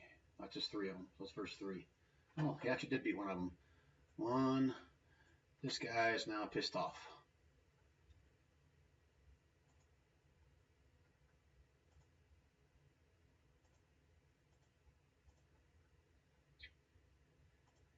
All right, Baron. Skip me, Brian. Oh, I'm sorry. Sorry, Tegan. Go ahead. That's okay. Tegan is annoyed. He is tired of gargoyles. He's casting that at level 3. That's Hail of Thorns. Next one I hit, we'll do an extra 3d10, I think. Yeah, 3d10 damage. And then he's going to shoot at the one that he intimidated earlier. So what does the 18 and 6 on that mean then? Anything? Nothing. It shouldn't be there. Okay. All right. Just making sure. I'll have to check on the card why that's on there because it shouldn't be there. It's the 2 rolls at advantage. So you're rolling the double roll. So the first roll was 18, the second roll was 6. Yeah, but that shouldn't be there on that cell. Oh. All right. So you missed whoever you were shooting at there. Yeah. Luckily, it doesn't go away until I hit something. All right. Anything else, Tegan? That's all I can do. Okay, I apologize for skipping you. That's okay. All right, Baron. See everyone kind of yelling insults and shooting all around, but your battle axe is... And I cannot see that one that has my axe.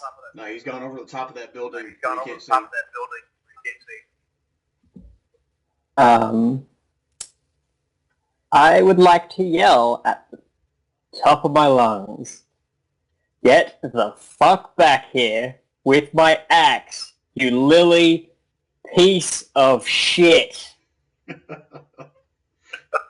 you shout that in Dwarvish? Can I hear a translation? Ich ska skoras, die storas skoras, you are starak. If these guys spoke... That sounded more like Orcish than Dwarf. I'm not sure. Hey, I was going to give him an advantage if these freaking gargoyles could actually speak Dwarvish, but that's not one of their known languages, so unfortunately, you can try intimidation. But no, I'm shouting that in common. I'm not shouting that in Dwarvish. I'm just teasing them. All right, give me an intimidation. All right, give me the intimidation.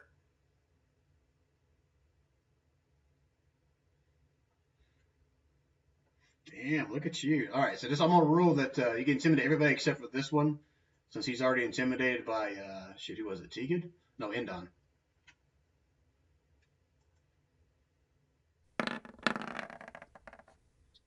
The last one will be the one with your axe.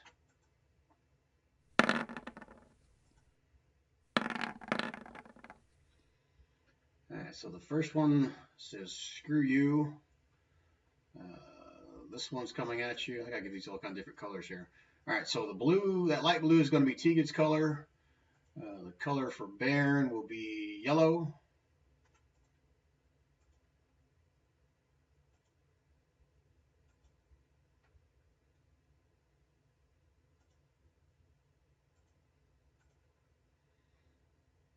Actually, you said 3 of them, so 1, 2, and 3. No, it was 4. Yeah, that one too. You can't see him, but you're pretty sure you pissed him off.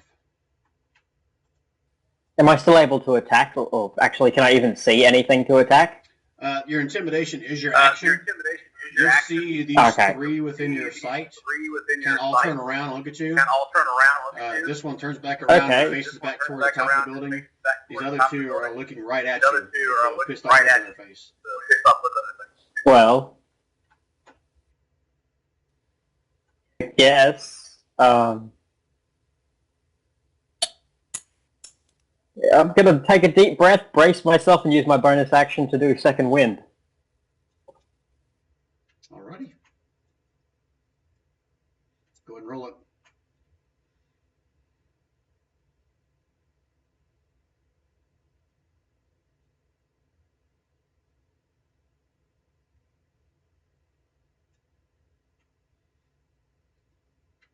Alrighty. Alright, so I need everybody to kind of help me keep track.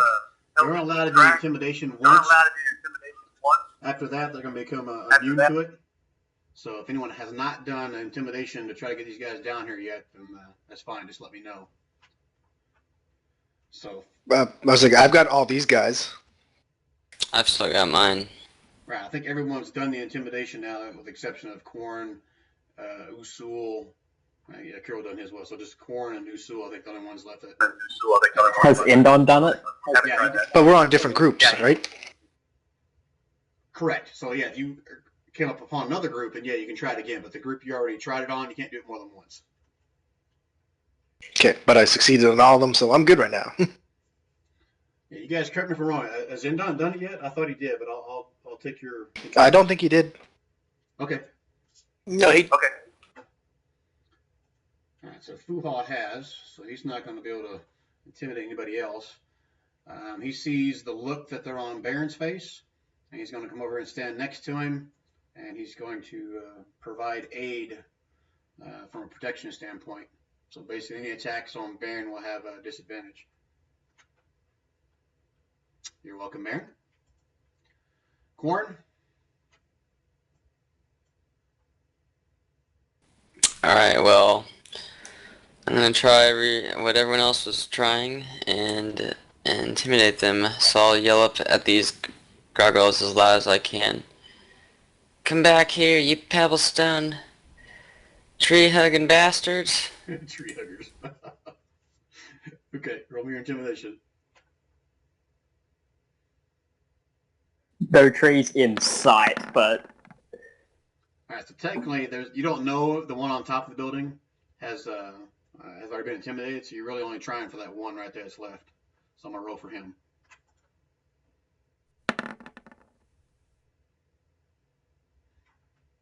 You see him kind of turn around and look at you. Almost like he's getting ready to turn around and attack you again, but then he turns back around and he starts flying back up the roof here. Should have called them rock-hugging bastards instead. Rock humping bastards, is that what you said? Yeah. Anything else, Korn? No, I'm just gonna move up here a little bit. Did you step on or over that little globe there? I stepped over it.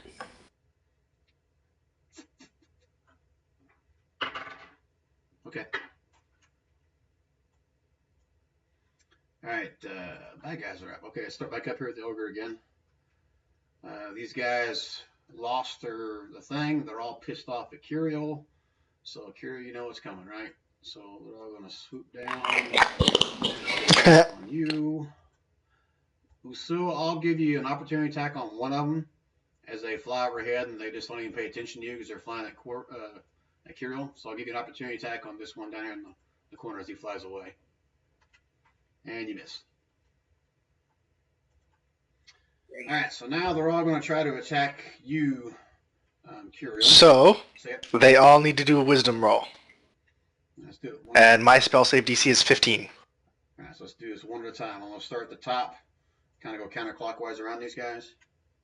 And, because they're over by me, if they miss, they have no other attack target, so their attack just fails. Boom. Yep.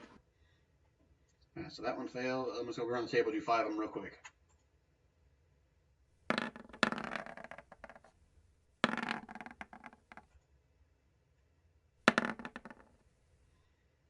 Good news. The second one and the fourth one go through, but my AC is back to 20, so they don't even hit anyways. Those weren't hits. Those are trying to make your wisdom saves. Oh wait, that's the wisdom. Right, never mind. Now they're going to try to hit So you. yeah, this. Okay, So it's how do that- I do this? And then that one. right, these guys have pissed off so much they've dropped little boulders they were bashing his head with, and now they're just going to come in trying to bite and slash you. Give her.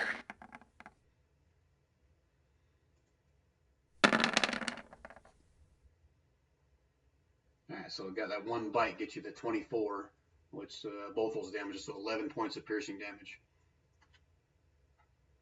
It does both together? Well, the 24 is what hits, so normally it's like double, so I'm just going to take both of those rolls for damage at 3d8. You with me? Sort of? The 3 and the 8 of the... Correct. Okay. Yeah, this has both attacks in together. So it slashes, it missed, and then it tries to bite. You got the 24. So since that's a crit, I took the 3 and the 8 and just combined them for 11 points of piercing damage. You with me? Gotcha. Right? Yep, I gotcha. Alright, so they're all pissed off and they're all sitting at you, and 3 of them kind of look dumbfounded and frustrated because they can't really do anything. Now that lasts for the duration, correct? That lasts until the spell ends 1 minute, as long as as long as I don't attack or cast a spell that affects an enemy creature. Alrighty then. Now it just depends on how long your intimidation lasts, if you keep them there or not. But for right now, they're staying right there in front Yep. of you. Okay, so back down here. Okay, the yellow guys were pissed off at who? Remind me, guys? Me. They're mad at me. The yellow one is? Yes. Because my thingy is yellow, I guess.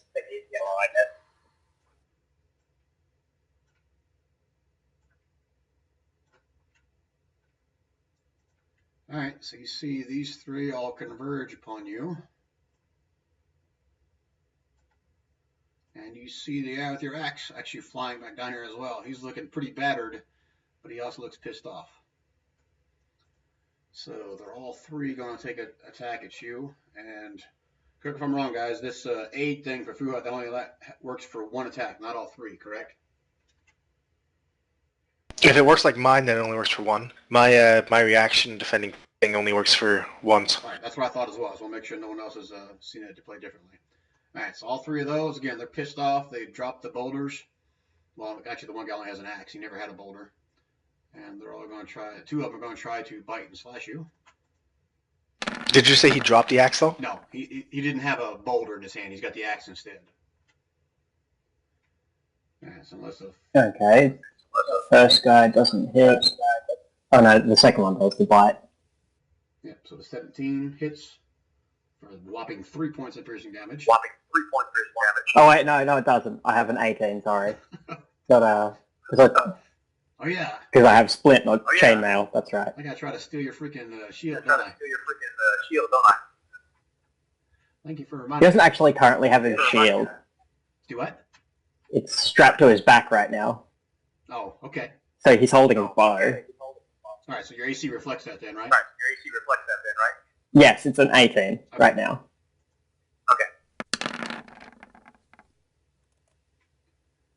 An 8 and a 19. 8 and a 19. That 19 hits, right? Yes, 19 hits. Another For whopping 3 damage. These guys are beating the shit out of you, right? All right, this last guy, I'm going to roll his boulder attack, but if it hits, we'll roll for your battle axe. And of course he misses. Yeah, not quite. And I'm going to roll they all stay right And there. I'm gonna roll. They all stay right there. Trying to get away. Not trying to get away. But, okay, let me roll this first.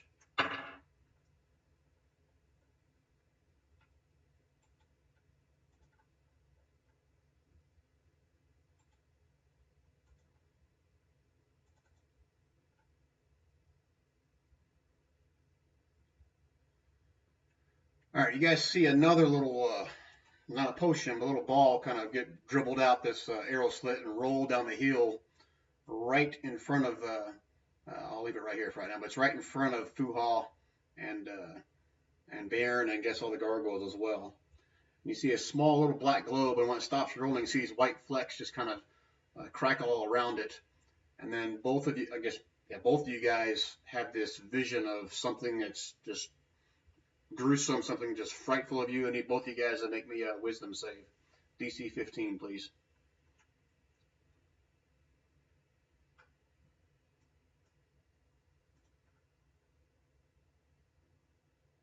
Go ahead and roll one for Fuhal as well, Baron. Okay.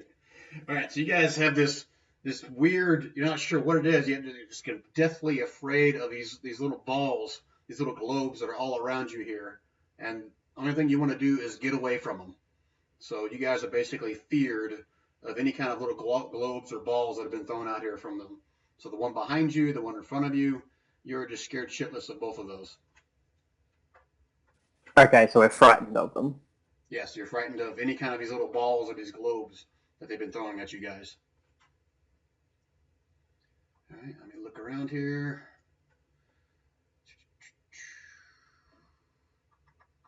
This guy, nope, still can't do anything. You'll see, let's see who can give me a perception check. Baron, do it at disadvantage. I'll have Endon and Tegid. Everyone give me a perception check.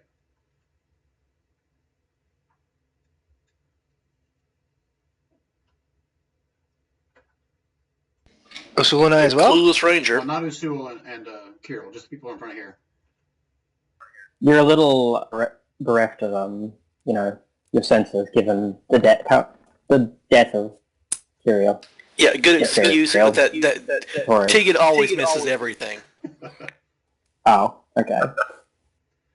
He's clueless. Good at his job, but clueless when it comes to seeing shit. All right, so Korn and Endon, they both see a little goblin that kind of stands over on the edge on the top of the roof over here, and you see him toss something else in this general direction over here. Let me go grab it and bring it down here.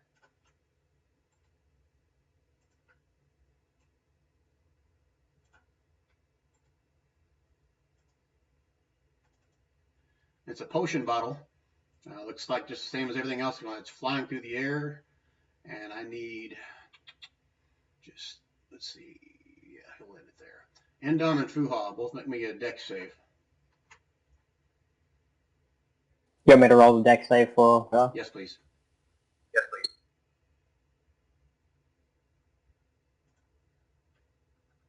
Dang. All right, so the bottle explodes right between right next to both you guys. I gotta switch my freaking layers again. I can't pick up shit.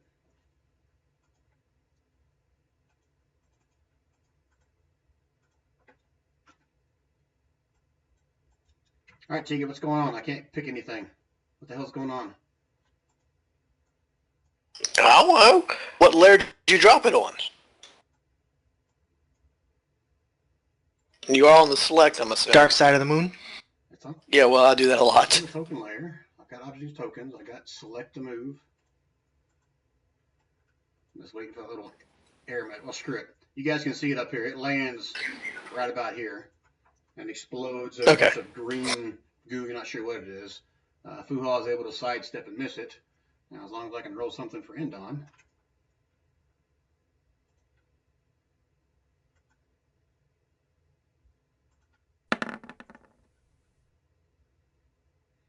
And he's able to avoid it as well, just barely. I mean, it splashes all around Endon. He takes a quick little step back and just barely misses him. Kind of lands on the side of his boots right there. And you can see it kind of sizzling or smoking the ground all around those guys. But neither one of them are able to get hit with it. Endon almost melted. All right, let me look around. Nope, nothing there. Well, it just moved. Yeah, I finally got it. I don't know what happened. Just every time I click on it, it just wouldn't do anything.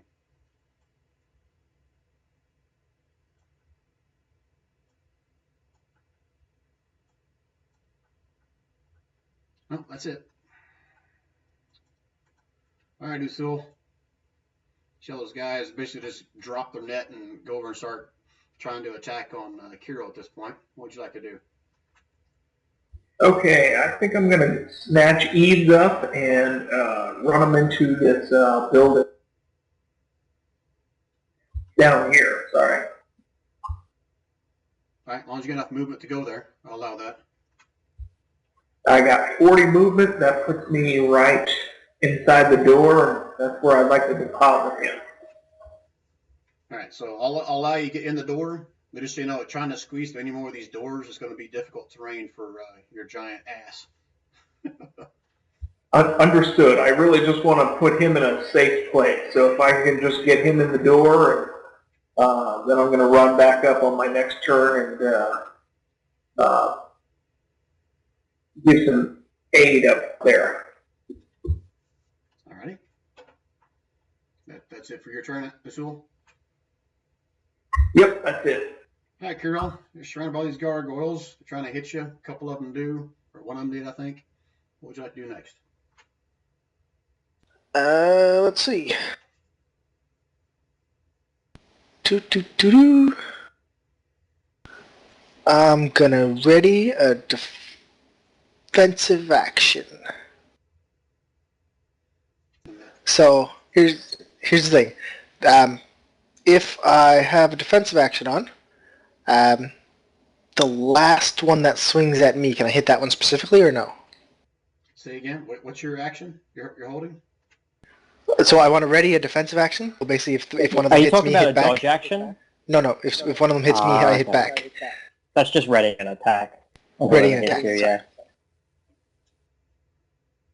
Yeah, it's not a defensive action. You're just ready So- to attack if something attacks you. Yeah. Right? Yes. Okay, do you normally have more than one attack? I have two normally. Okay, so just so you're clear, when you ready attack, you only get one attack. Yep, but that's my question I was going to say was if I have a ready to attack and one hits me, and then they move, do I also get an attack of opportunity? Yeah, I'll still allow that. Okay, that was what I was wondering. Okay, so you're readying attack for anything that hits you. Yes. Okay, I'll allow that. Anything else, Kirill? Hold on. My spell is still active on my weapon as well, so it's magical and has +4 to my attack. Give me one quick second to double check on that.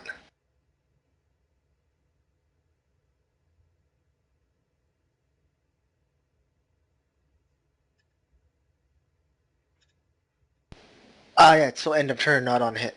So, for 1 minute rather.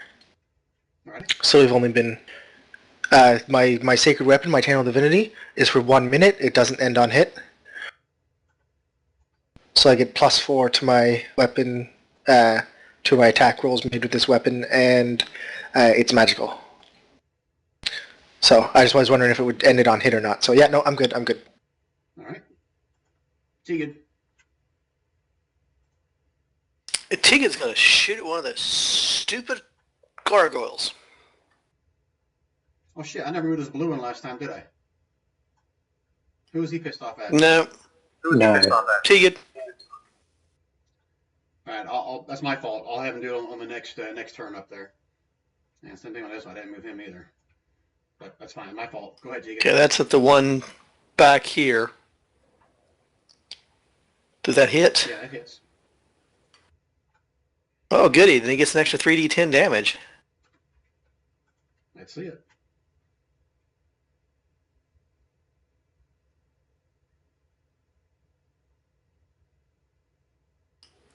And then Tegan's gonna shoot his ass again.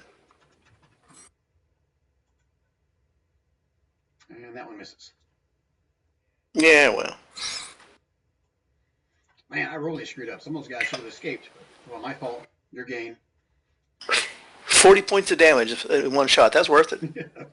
He looks kind of pissed off. Got a couple arrows sticking in out of him. You're kind of surprised your arrow actually stuck in stone, but those did. Anything else, Tegan?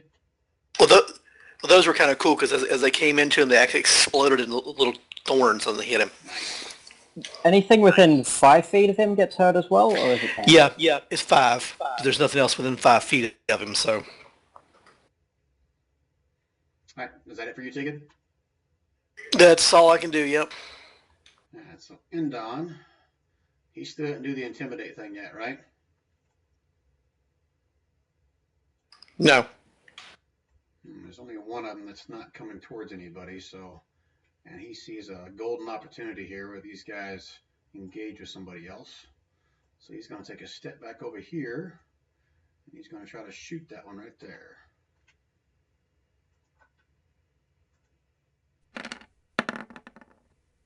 And of course he misses. And he kind of stomps the ground a little bit, kicks the dirt. He's all upset and pissed off at himself. All right, Baron, you're surrounded by these three guys Surrounded by All right. that didn't even attack you. So didn't Merry even Christmas. attack you. So Merry Christmas.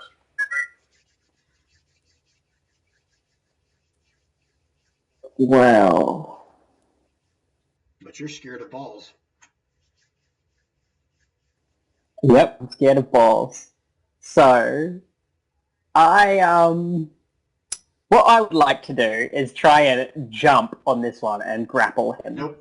You're feared. Nope. The only You're action feared. you have is try to Only, get away from only these action balls. you have is try to get away from these balls. That's not how the frightened effect works, unless it's like the spell makes me deliberately run away. Frightened only. I have disadvantage on things, and I can't move closer to the source of my fear. 1 second, I'm looking at it again. I could be wrong on my interpretation of what it was here.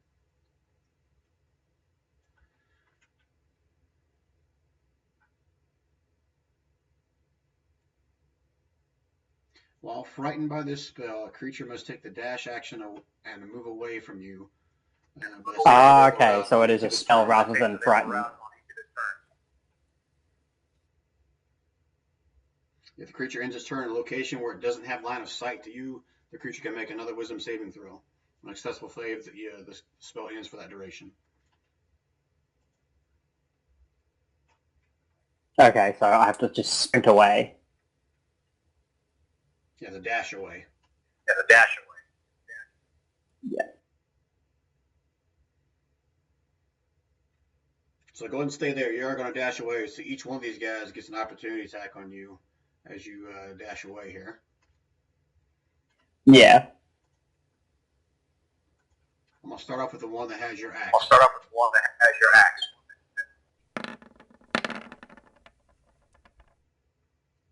I'm assuming a 24 He hits, hits. So the 24 hits, right? No, it doesn't hit. No. right? And what's the damage on your axe again? It's 1d8 plus his strength, and then just add 1. All right, so this plus 3. 7 whopping points of damage. Now the other ones are going to try to... It's a reaction, so they're only going to get the... they have a bite and a slash. I'm going to give them the slash attack and damage. So disregard the bite that shows up here for the other two. Okay. So a 20 and a 9.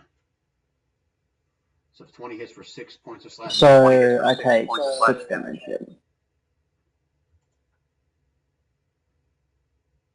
And now I sprint away. Correct.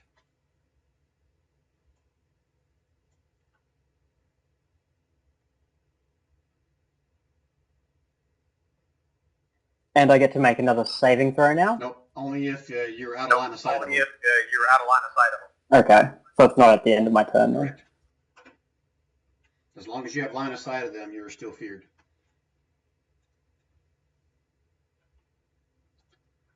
All right, Fuha. Was he the other one that was feared? That's correct. Both him and you and him were feared, correct? Yep. And it's the same thing for him. He's gonna basically try to stay right next to you, and he'll get one opportunity attack. He won't get any. They've used their reactions. That's correct. Yep. Oh. So lucky for you, you went first. He's so thankful. All right, Quarren. You see the two dwarves kind of hightailing it north. As I'm sprinting away, I yell, "Kill the one with my axe!" Alright, well, I step up here. And all three of these are on the ground, or is Yes. what's the situation? Okay. Well, I'll start with the bottom one here.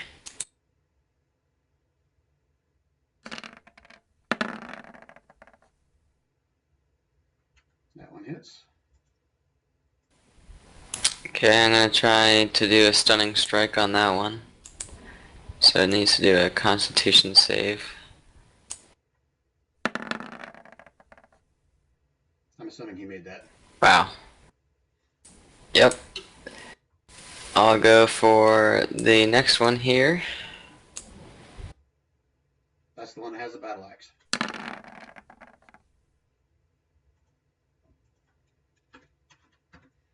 And the first one gets dropped tonight. So go ahead and describe how you drop this one, Corn. I sprint up its body kind of with my my feet, and then I drop kick down on its head as I land on the ground. This head just kind of shatters into a million little pebble pieces. It just slumps to the ground and it drops the axe on the floor right next to it. Alright, and then I'll go for this one here.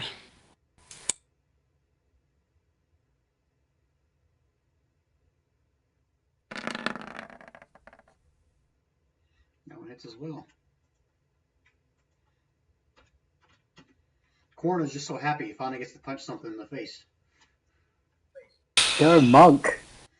Yes, I like to use my fists. I'll try to stun that one as well. Con save, right? Yep. And that time it fails. So it is stunned until the end of my next turn. Alright. Okay, that's it for you, Corn? Yep. Okay. I'm not going to forget to, matter of fact, I'm going to do them first. The ones that are down here. Alright, so these guys that were blue, they were intimidated, but then they were flying off, correct? Correct. So they're going to continue doing that. Well, one's got a big hole in it. Right. So they're going to continue flying off. They get on top of the building to where you can't see them anymore. So you don't know where they're going. Let's see. These guys are going to...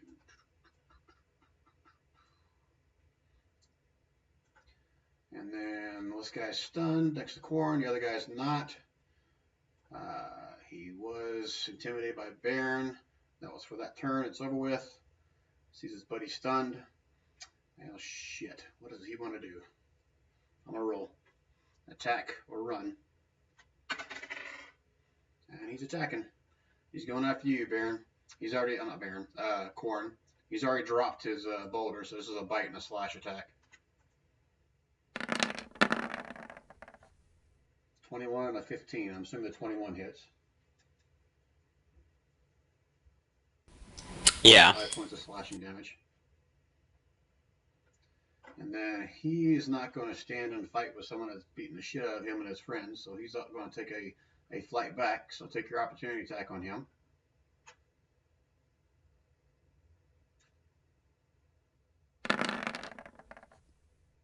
Damn, look at you. Pummeling the shit of these guys. Kick the shit out of them. Alright. 60 feet of movement. So he flies up and you see him disappear on top of this roof somewhere, but you can't see him anymore. Who's left? This guy. He's the one that wasn't intimidated by anybody. He would have taken off this way and gone on top of the roof where you can't see him. This guy that was blue, who intimidated him? Tegan. Oh, really? How did I miss that? All right, so Yep. how far is this? Yep, he can reach you.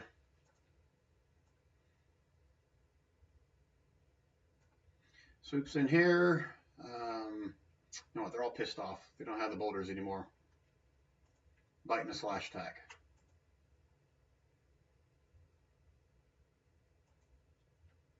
There it goes. Is that me? Screen again. I'm clicking shit and it's not doing anything. Oh, there it went. Just kind of a little delay.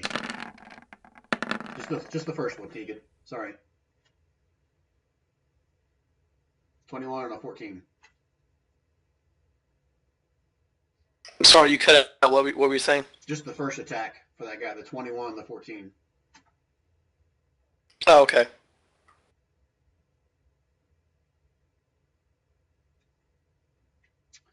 Well, 21 obviously hits. And so he attacks you. And so does 14. Oh, really? All right. Yay for me. He's intimidated, so he's not going to fly away. It's just turn. Here's everything cut out. Brian's cutting out. Just me? Anyone else cutting out? It's you. All right, let me try to reconnect. Hold on 1 second, guys. You seem all right now.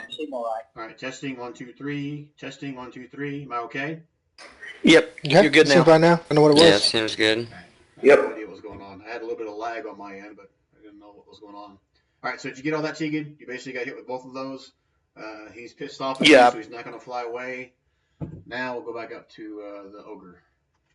Oh, hold on, we got one more thing. Nope, he's out. Oh, no. This gargoyle. Yeah, he showed up on top of the roof. So he's going to toss something.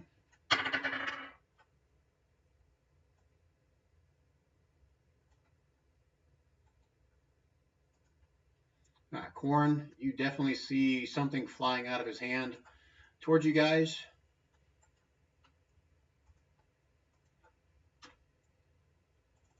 Another potion or a flask or something flying through the air. This one lands right next to you and explodes in a bright flash. Need you to make me a DC 12 con save. Everyone within 10 feet of that. So you and Endon. And the gargoyle. Well, he's stunned, so it doesn't really matter on him.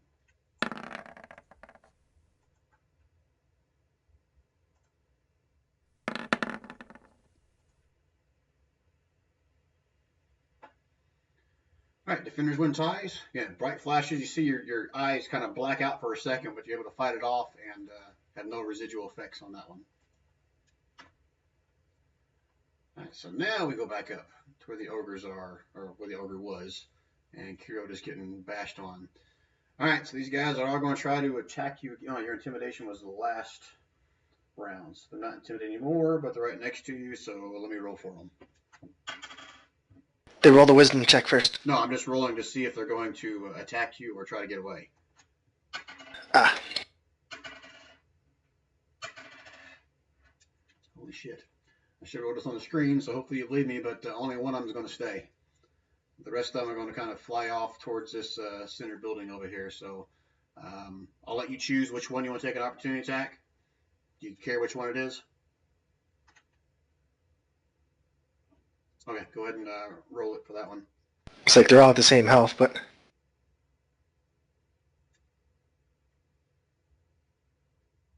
And that's +4 to the roll, and it's magical. Okay, so that hits. Is it add anything to damage? 17. Nope, just makes it magical. So hammer smashes that as he flies away.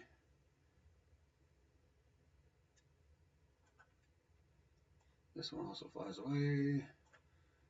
This one. And this one. And this is the lone one that stays, and he's going to try to whack you. Actually, he's bite and slash you. And I had a... action ready. Oh, he still has to make his wisdom save first, though, right? He has to make his wisdom save first, yeah. All right, so let me do that. Not technically. You just use your reaction to attack something, so that right. Sanctuary's gone. Yay, me! Sanctuary's gone after I hit something. Oh yeah, you missed, correct?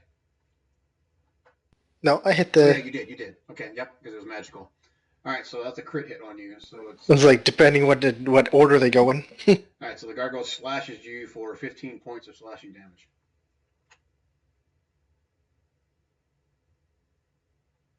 Yeah. And I had my action ready, so I get to return on that, yes? Yep.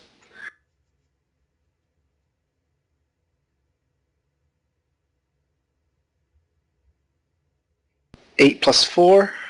Nope, that misses. Damn. All right, let me take a quick look around here. Oh yeah, these two guys. Let me do a measurement.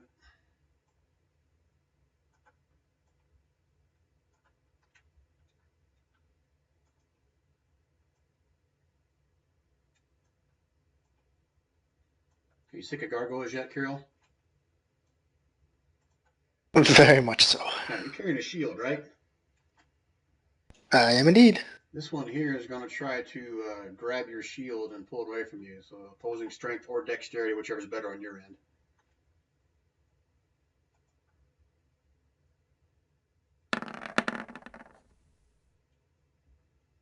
You son of a bitch. And this one is going to try to grapple you. So again, opposing strength or dexterity for you.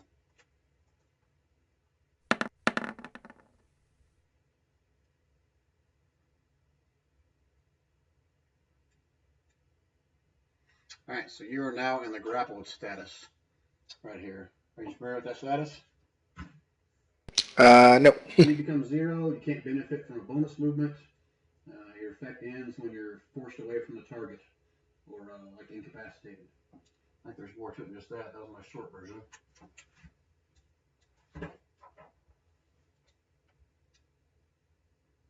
You can try and break free with a strength or athletic save. All right.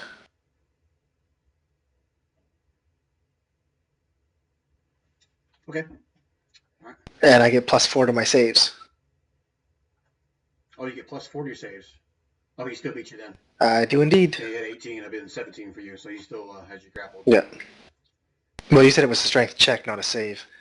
Correct. Yeah, it's like opposing strength, so like a strength check. Correct. Yeah, my aura protection gives me charisma modifier bonus to my saves to myself and any friendly creature within 10 feet. Right. Yeah. So like I said, you're grappled at this point. Let me take a quick look around Yep. here, make sure I didn't miss anybody. I think we're all good. Did I miss anybody, guys? I think how's everybody? Hi, Usul. Okay, I am going to take my 40 feet of movement and get as close as I can. Then I'm going to use my javelin attack.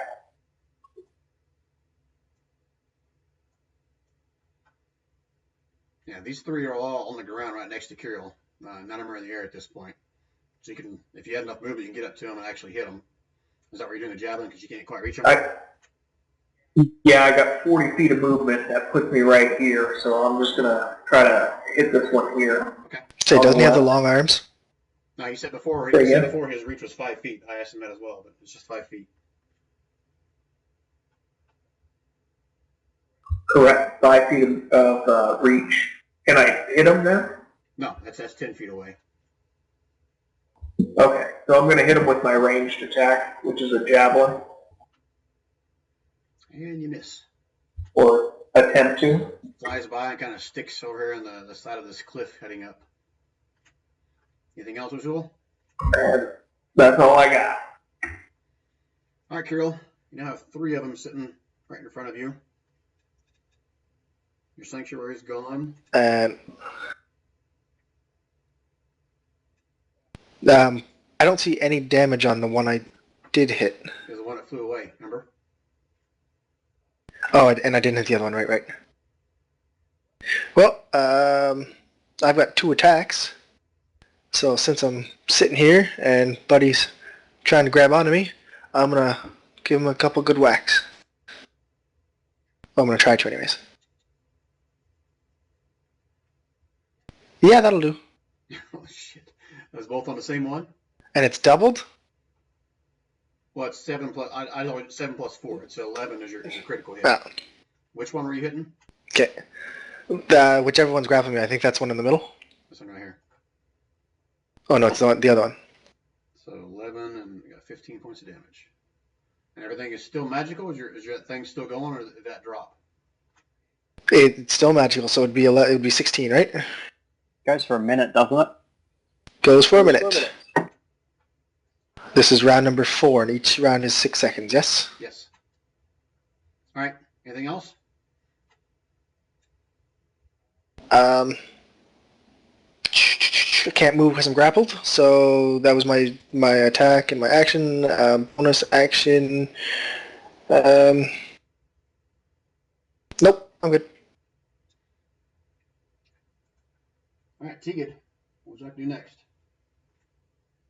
Well, Tigget sees this gargoyle come swooping in at him, and he reaches back with his free hand and suddenly there is a blade of fire in that hand which he attacks the gargoyle with. Beautiful. At least he tried to. This is I get two attack. Yeah, get two attack. I can swing the second time, thankfully.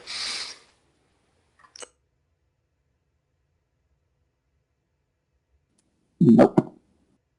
That one misses as well. Oh well. So 2 balls of flame kind of erupt in your hand, and you get all so pissed off, and you just kind of throw them at him, and just don't know what happened. You just missed him like by a mile. Well, the first shot at least. No, it's a blade. Oh, it's a blade. It's flame blade.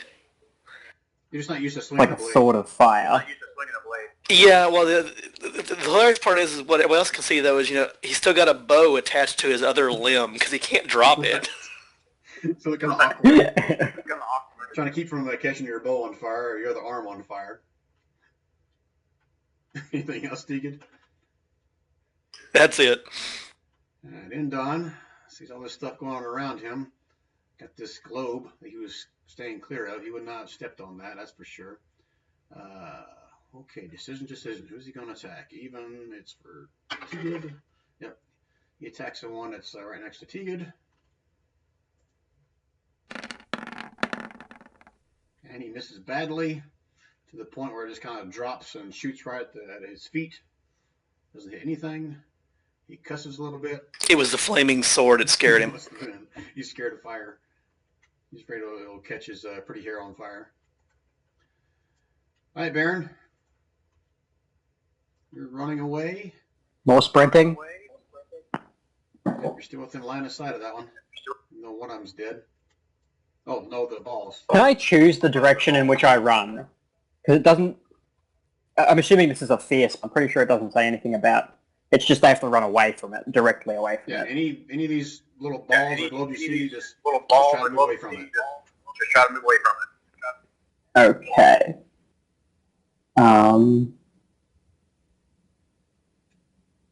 So...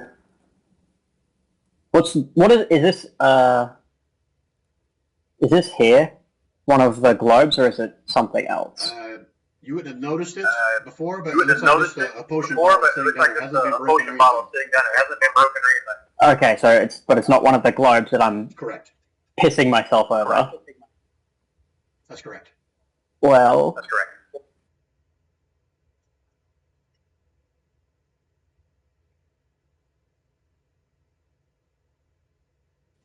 I guess I run to that building then, this one here. Okay. Okay. So once you're getting there, you can make another whiz save since you're no longer in line of sight in it.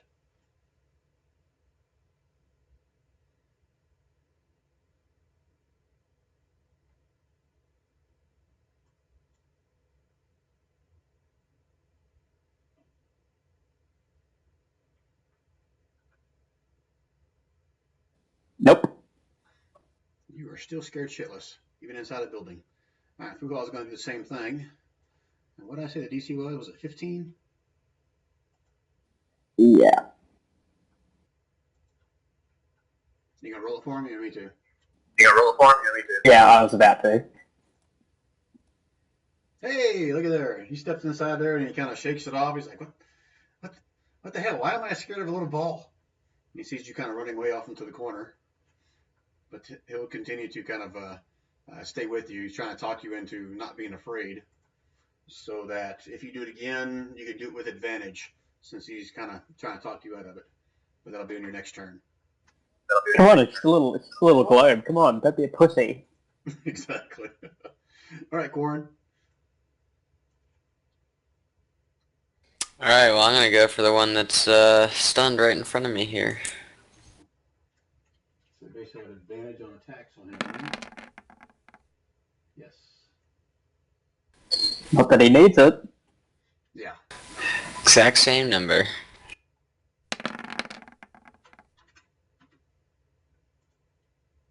All right, you can stop there. Oh.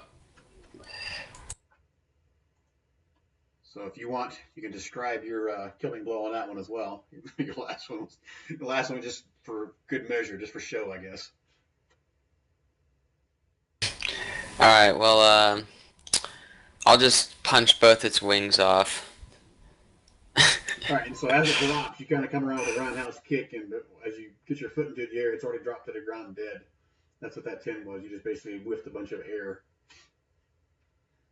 But then you kind of look around like someone was watching. You can, oh yeah, I meant to do that. That was like my move, my finishing move. You like that, Endon? Endon kind of chuckles a little bit. Rolls his eyes.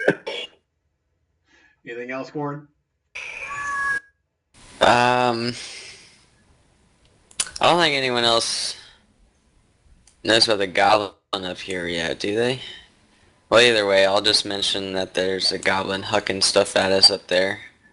Yeah, pretty much everybody around you would have seen something fly at them at some point, so they know it's up there. When he says goblin, Tegan says, goblins? Where? I was waiting for that. All right, so... Right up on that hill, man. All right, so bad guys. These guys are all standing here. They got a big ogre coming at them, and this guy, and they're saying, to hell with that, they're running away.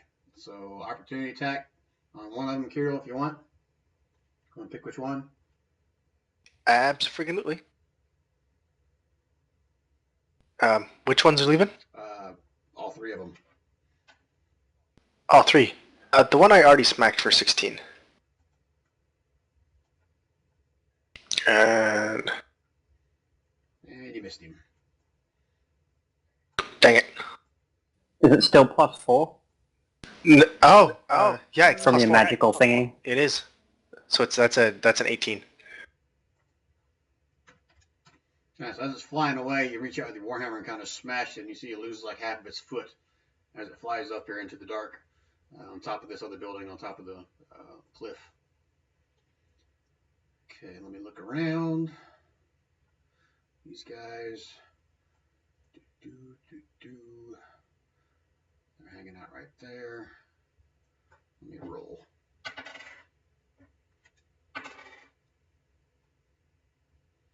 All right, you don't see anybody else moving. Back down here, the other guys. This last one right here, sitting in front of Tegid. He sees all his buddies are dead. He's going to start flying off. So Tegid, take an opportunity attack if you want.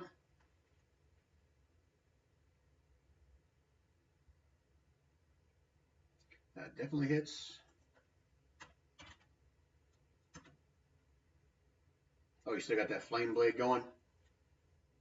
Yeah, concentration up to 10 minutes. Okay, let me read these guys real quick. Okay, yeah. Surprisingly, I don't know how this works, but flame hurts a stone gargoyle. You see bits and pieces of kind of sizzle and crackle and kind of flake off as it flies off towards the distance here.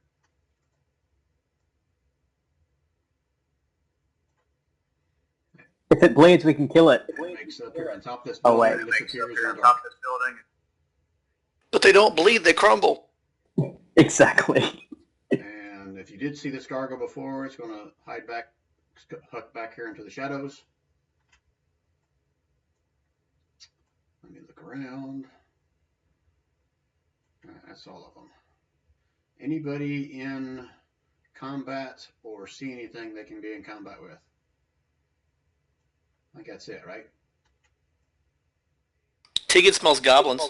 Think so. Yeah, I smell a goblin too. All right, so I'm only going to get back into the initiative order if and when you guys find or start attacking something else. So here we're kind of free. Okay. So I'm going to go through it one time, this initiative order, to see what you guys want to do next, and then we'll kind of take it from there.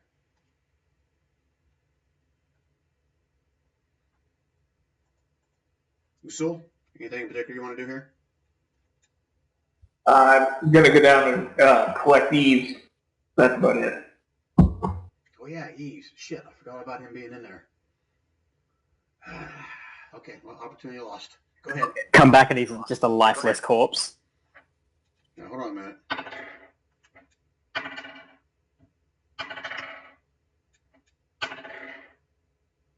Oh, jeez. All right, so you come back in there. He's still breathing, but he is unconscious, not moving. Okay, I really just want to snatch him up so I can bring him to whoever can heal. All right, so go ahead and do that. Everybody, go ahead and move wherever you want to move, or say whatever you want to say. We'll do it kind of popcorn roll here. Can I start making saves against this bullshit? Yeah, that's fine, because he would have given you advantage anyway. So that's fine. You eventually wore off. There's nobody else out here. Okay, so we'll just say that. Do you want me to actually save, or are you just going to say that it wore off? You're good. No, don't worry about it.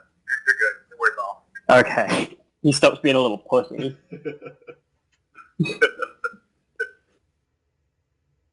All right, this is you guys. Go ahead and popcorn. Whatever you guys want to say or do, what are you going to do next?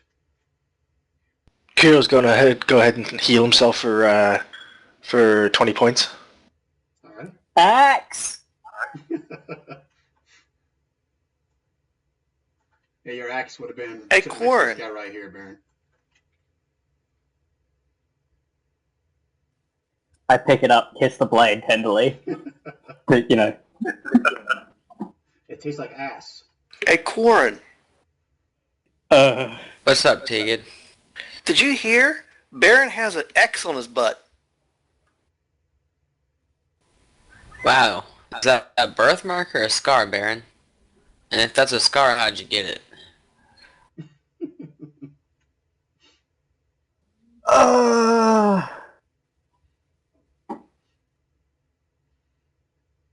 Fuho kind of chuckle and say it has something to do with balls, I do believe. Some balls slapping up against the ass or something. I don't know. That explains a lot, Fuha. And then Tegan gets a little bit sober and actually turns back to the body of Katori and actually uses the flame blade to set it on fire. Oh, shit. I don't know if I got an icon for that. Let me look real quick.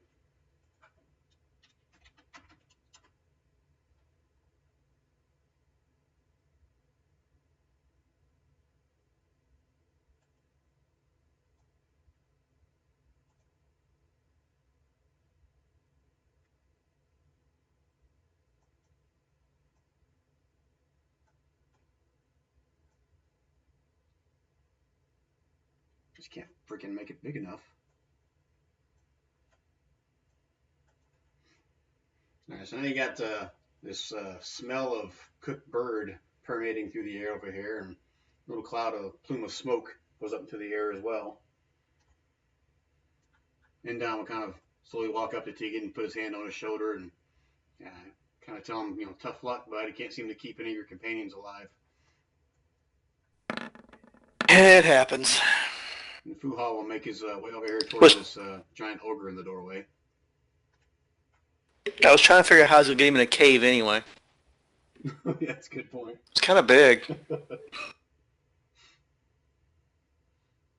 right, anybody else got anything? Yep. I need Usul. Give me a perception check.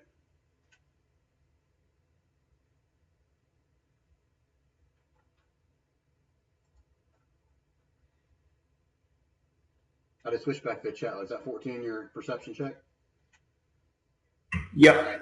We're going to hear some kind of rustling coming from inside this building, deeper inside here. You can't tell what it is, but it's not like some kind of movement from inside the building somewhere. Did anybody see where those other gargoyles went once it flew over the building? They flew. I was too busy being scared shitless.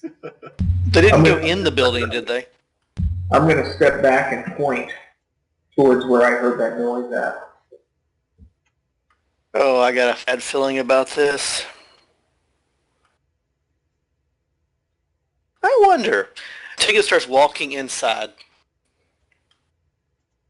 Well, the ogre's got to get out of your way first so you can get through the door. The ogre pretty much takes up the entire size of that door there. Would you have brought Eves out with you, Usul, or would you have left him in there? Yes, that was my intent, was to grab him and pull him back. What happened to him?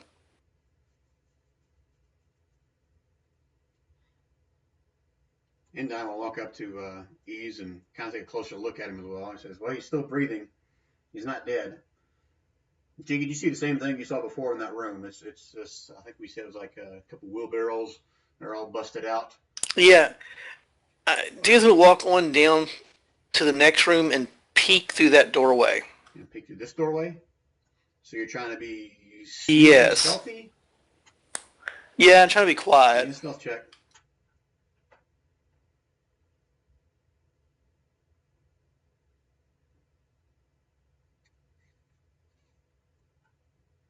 Perception check is wisdom for these guys, correct?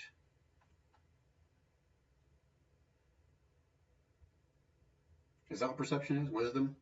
Perception. Yeah, Wisdom is wisdom. perception, yeah.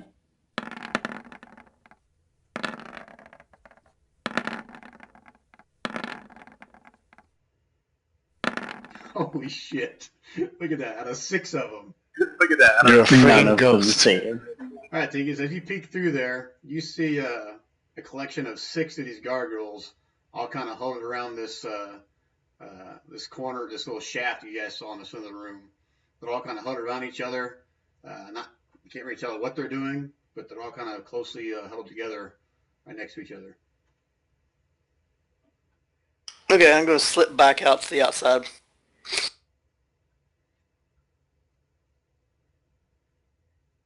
Well, I found the gargoyles.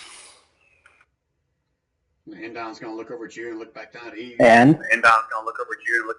He's like, well, we need to do something about Eve before we go chasing off after any more gargoyles, don't you think? Well, possibly. Remember that pit shaft Endon that we passed earlier? Yeah, inside that building right there, and he points towards the building you just came out of. Yeah, that's where they're at, and I got a sneaking suspicion it leads to the other one at the top of that cliff. Top of that cliff. Which cliff are you talking about? And over there, and he points back toward the one where the gargoyles have been trying to flee earlier. Right. Yeah, I believe so, but what do you want to do next? Well, what do you want about Eves?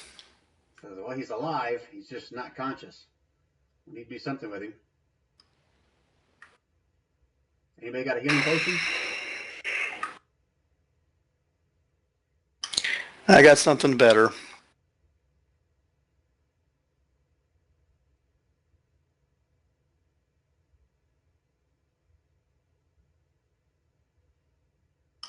Tia bends down and touches Eves on the forehead. I was going to say touches where. No, we're not going there.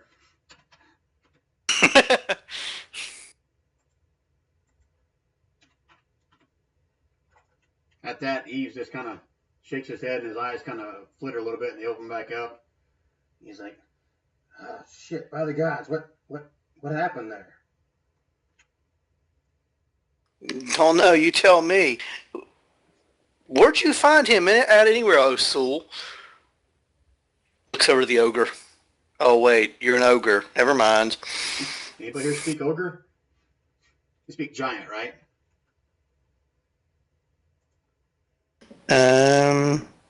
Nope, I don't speak ogre. Big goblin. Should be giant, I believe. Well, nobody I know here speaks giant. All right, so Ease will just kind of share with you guys that he was sneaking through this other room over here. And Baron, yeah, I see you over there. We'll talk about you in just a second. He was sneaking up the other building over there and skewered one of the goblins. And as he exited out the door to the north, he was basically ambushed by a bunch of these gargoyles. They knocked him unconscious and took his weapon. And that was the last he remembered until he just now woke up. Well, the rest of the gargoyles are in the building, or maybe the building by now. How loud are you guys talking? I'm just talking at conversation tone. I thought. All right, so you guys have noticed, or maybe some of you guys have noticed, that Baron is nowhere to be seen. Matter of fact, I think Endon and Fuha will make that comment that where did Baron go to?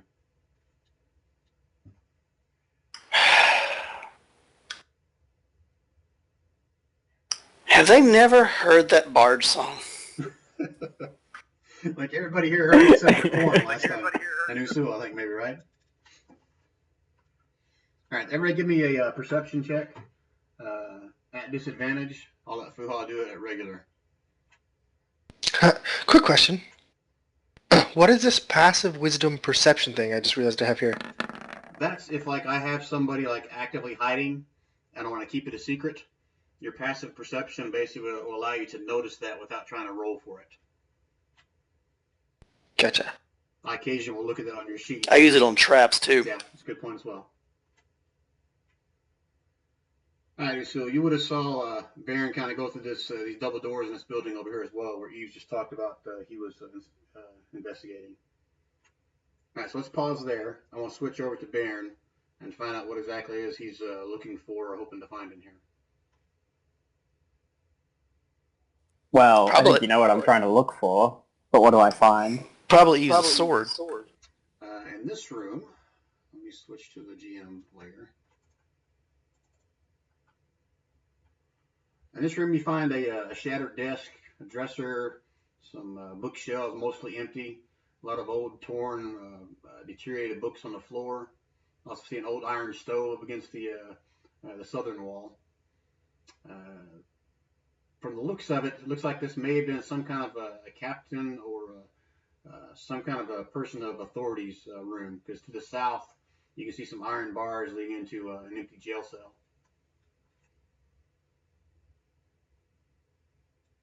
Alrighty. Can I move on to the next room? Yeah, go ahead, that's fine.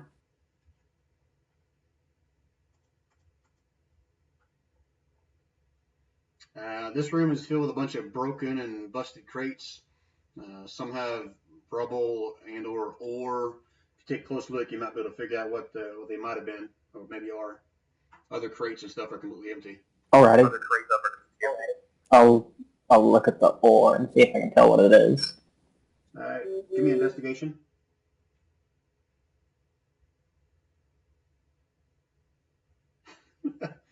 This is you've seen this stuff before. It's all just a bunch of rocks. You're not thinking there's anything of any value in here. It's like plain Jane. Alrighty. Or, I pick up a couple pieces of the ore, like even though I can't. or Even if it's iron, I can still use it. I'll pick up a couple pieces of it. okay. All right. So hold on one second. Let me switch to my other layer here. Hold on before we give you that room there, Baron. I want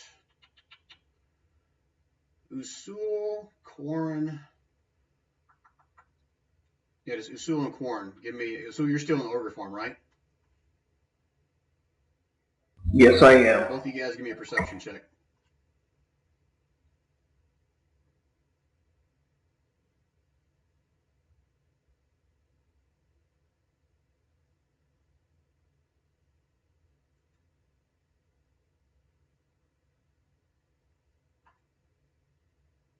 Quarren, you there? Yep, sorry. Yeah, perception check, Quarren. All right, both of you guys are going to notice off to the north, you see some more gargoyles kind of flying and heading that direction towards the north. Now let me measure this, see how far they actually get.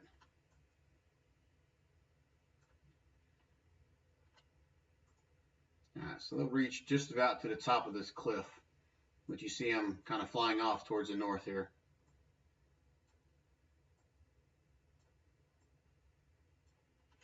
Can I take a shot with my longbow? Yeah, go ahead, that's fine. If you can reach, go ahead. I think I'll just point and grunt and And it hits one of them. Which one were you kind of pointing for? This kind of one right in the center?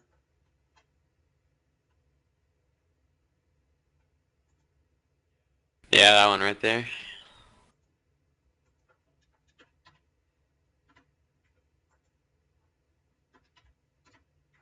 Now you find your mark. You can hear it kind of grunt a little bit of rock kind of shatter and drop below it, but they keep on continuing north as well.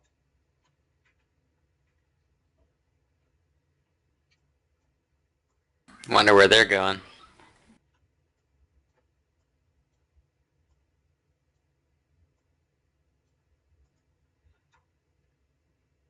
All right, Baron. Hey, oh, sorry, anybody else in this group want to do or say or look at anything?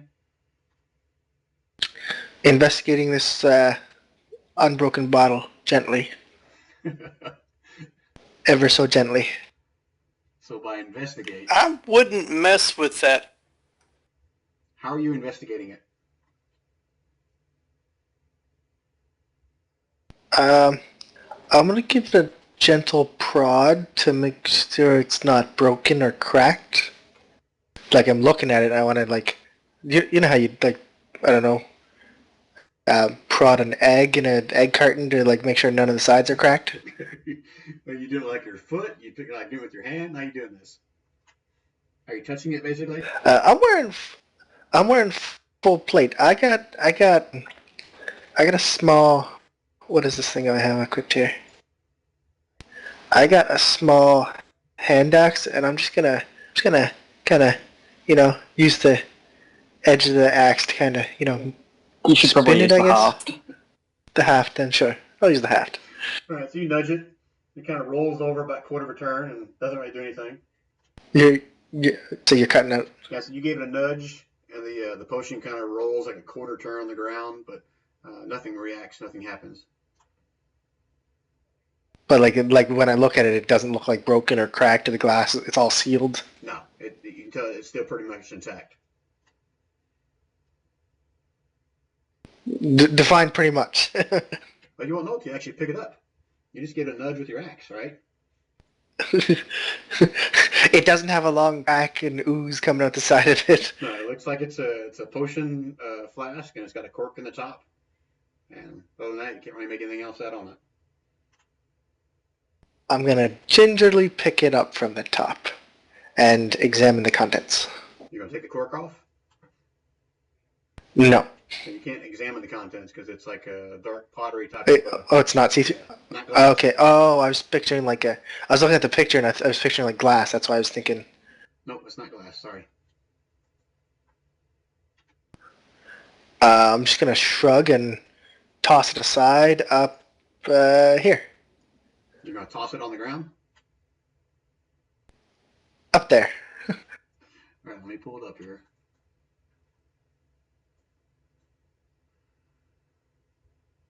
All right, so you toss it over to about 10, 15 feet away from you. It lands on the ground. It kind of crashes. The contents of it is like some kind of dull orange liquid, just kind of sitting there, kind of thick.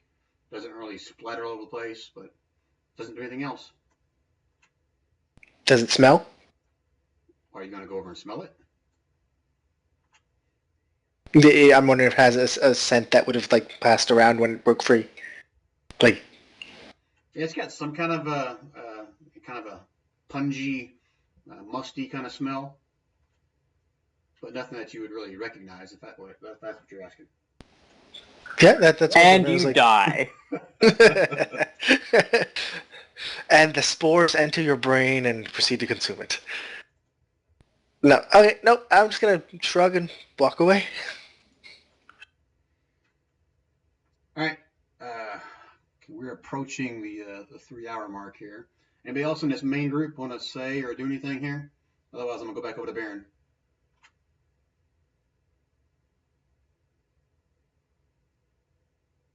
Okay, Baron, what are you doing next? I'm moving on to the next room.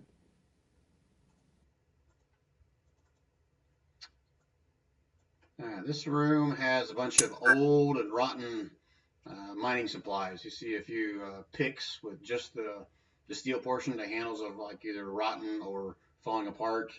A couple buckets with just like the rings left. You see some old candles up on a couple shelves, a couple broken ladders, some really old rope, more crates, cartwheels, just all kinds of different kinds of mining supplies. Most of it is just strewn all over the floor. Some of them are broken. Some of them are just completely demolished, but there's no order whatsoever how this room was organized. It's like someone just ransacked it. So like how thick is this on the floor? Like, is it like I'm standing on stuff to be in the room, or is it just like there's spare spaces in between? No, it's pretty much all over the floor. I mean, you can walk through the room, but there's all kinds of bits and pieces of all kinds of stuff. Like someone's obviously ransacked this room and just kind of threw stuff. Okay. Can I see the floor under all of this debris? Can you see the floor? Yeah, the floor is going to be like just a regular dirt floor at the bottom. Okay. Well, I guess now that I've discovered those. Was that a question or was that a statement? Sorry. I'll shift stuff around and examine the floor. I'm looking for trapdoors specifically. Okay, give me an investigation.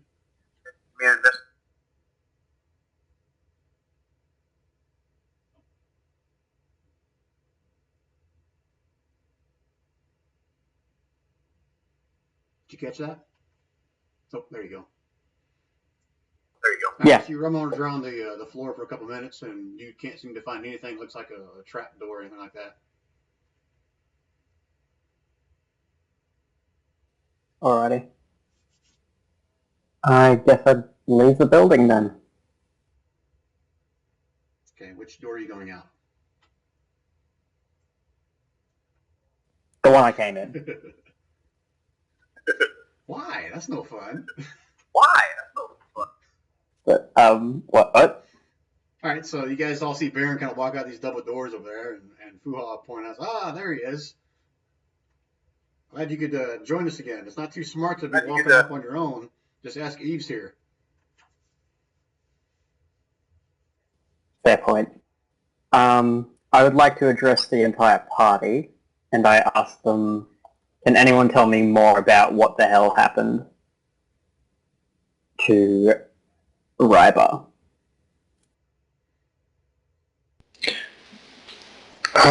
Kirill's gonna say he was right behind us at the gate. Somehow lost sight of him. Okay, everybody that was in the... Because that is... Finish your thought, Kirill. The last time I saw Kirill, I was right here in this corner, if you recall. Or saw Ryba, I was right here in this corner. And this trapdoor thing had been activated. And Fuha will relay the story again about how... I got the red error message on roll 20. Can you guys still hear me? I can still hear you. I can hear you. It was on roll 20 then. Yep. All right, so Fuha will relay the story to you guys about how that one of those crackling balls was right outside the gate, and Rybar took a closer look, and next thing you know is he basically disappeared after standing right next to it. Does anyone have any idea what the hell these balls are? I need everybody that was in this center room right here, or walked through there, to give me a wisdom check, please. Which center room? The one right in the center of the entire map here. See where I'm picking? With the pit in it? Yeah, correct. A wisdom check?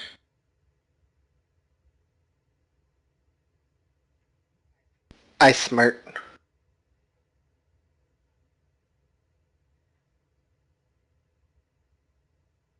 Oh, did you guys roll? My roll 20 must be locked up. It's not showing anything.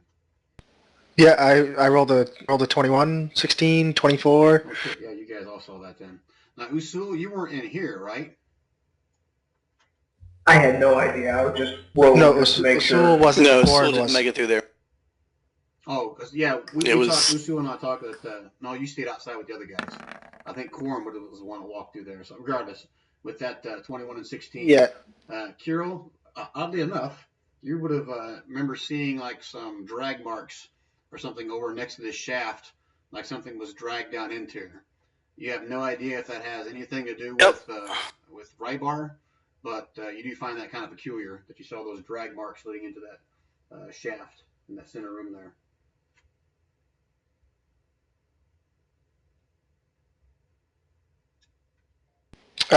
So what I remember, this will be a little bit out of character. From what I remember, Fuha and Ryba were both down here when Ryba got sucked into the ball, and then we all came inside.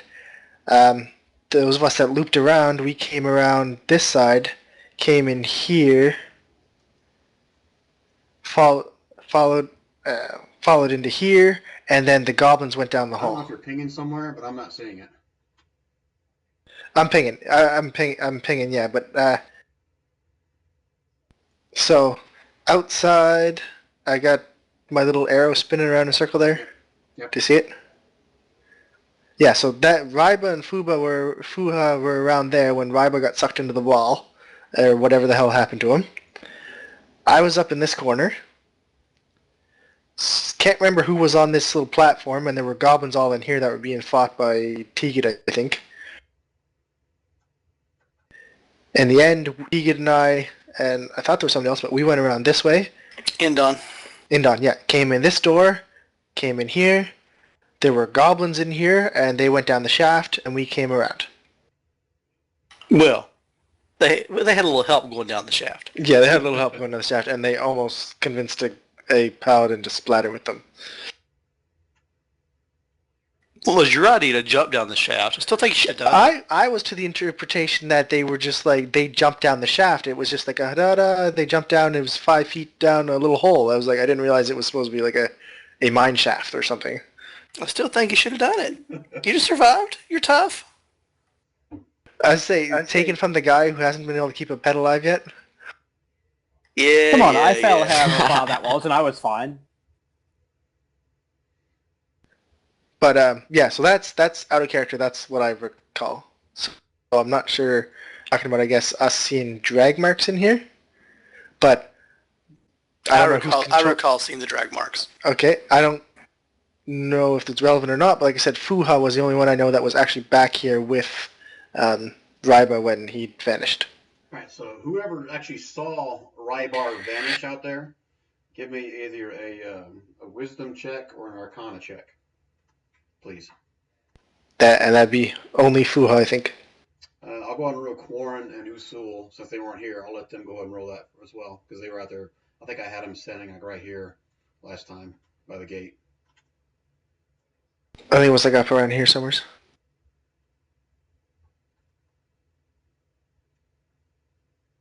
Alright, so that's all. Sorry, how many wisdom saves are there? Who just rolled there? So I got Kirill, Teagid, Usul, Quarren, and Usul. Usul rolled twice. So Kirill, Teagid, Usul, and Korn, the first four, was supposed to be for the inside the room for the drag marks, which so the 24 for Usul wouldn't count. Usul just rolled for the outside, so Korn and Fuha need to roll for the outside. No, the 10 was all needed, so I'm not going to bother rolling for Fuha here. Oh, okay. Well, there's the 20 anyways. All right, so Korn, based on what you saw, Rybar kind of disappear over here, is right when he touched that ball right there. You believe that was something magical. You're not certain. You don't think that was something that actually killed him. You think that somehow transported him somewhere. It's broken now, so it can't do that Okay, again. well, I'll share that with everybody.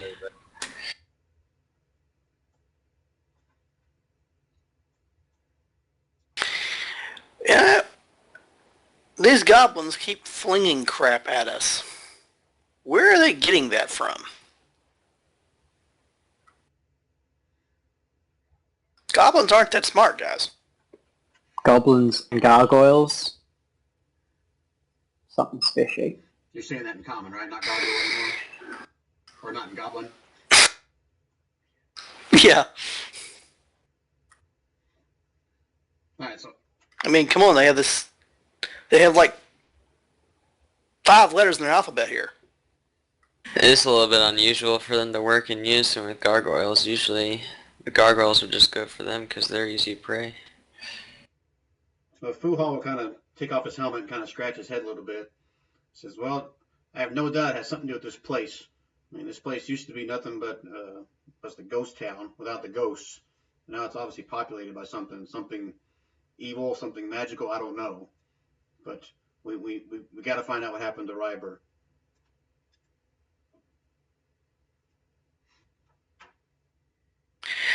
Well, then I suggest we probably go inside and go down the shaft and look for him. The only problem is, that's where the gargoyles went. I'm going to go ahead and rule this so that you guys are all. I think Kirill, Teagid, and even Indon, when you guys walked around the northwest corner of this building over here, I'm pinging over here, you guys would have seen these 2 shafts in the ground over here before you got to that door, and those also had ladders leading down in the ground as well. Right. So in down will basically share. We got I missed that ping. I've got the red thing. So basically the northwest corner of the center building. There's a little black hole in the ground right before you get to the door on the northwest side. okay. Those were holes that you guys would have noticed had like a ladder or something going down inside them. Yeah, I remember I had to go around the hole there. Yeah. Okay. Yeah, I've got that red thing up now too. I can't seem to. I want to refresh. Yeah, I got my thing. Yeah, so just I'm refreshed. I'm disconnected. waiting to load back Yep. in. I think it might be roll happened for 20. everybody. Yeah, the server's down or something. All right, so Fu is going to suggest, okay, so are we going to try to rest up? We're going to head straight down? We're going to leave? What do you guys want to do? And Endon will kind of share with you guys that going down into the dungeons wasn't really part of the way to get to the Immortal Caverns, and he'll point towards the north at the stairs that you guys will see way up here on the north side of the map of the stairs that kind of slope back and forth up this steep end of the cavern up here. Almost a sheer cliff going straight up. Can't get back into the game. To will not load. Yeah, I'm disconnected. I'm currently opening Plano transports. Yeah, mine says gathering. I completely exited and came back, and it just says gathering steam. So, Kirill's vote is that we take a rest inside the room that the smaller room there, the one that doesn't have any other entrances except the what do you call it? The one to go deeper in the middle building. Yeah, that first And one. his righteous personality says we should be going after to rescue our comrade's friend. Or our comrade, I guess you'd call him now. I agree with you, Kirill. We all could definitely use a break. Yeah, I'm down with saving Fuha. I mean, Rubar also. So you guys in agreement about taking... I mean, I was going to go anyway if you guys weren't. Were you guys going to take a short rest? Or you guys were hoping to take a long rest? Because I've been keeping track of the time. Just a short one, guys. They're around like I was gonna 2 short. o'clock in the afternoon, so it's been almost 24 hours since your last one. I thought it was about 12 or something like that. 12-1, something like that. Yeah, your last long rest was like basically in the middle of the day. That's what I'm saying. So if it's 2 or 3 o'clock right now, you guys have reached that 24-hour mark. We can take a long rest right now if you wanted to, but that's your call. Yeah, because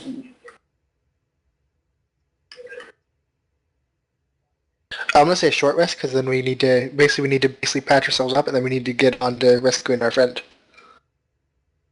All right, everyone in agreement? I agree. I'm okay with the short rest.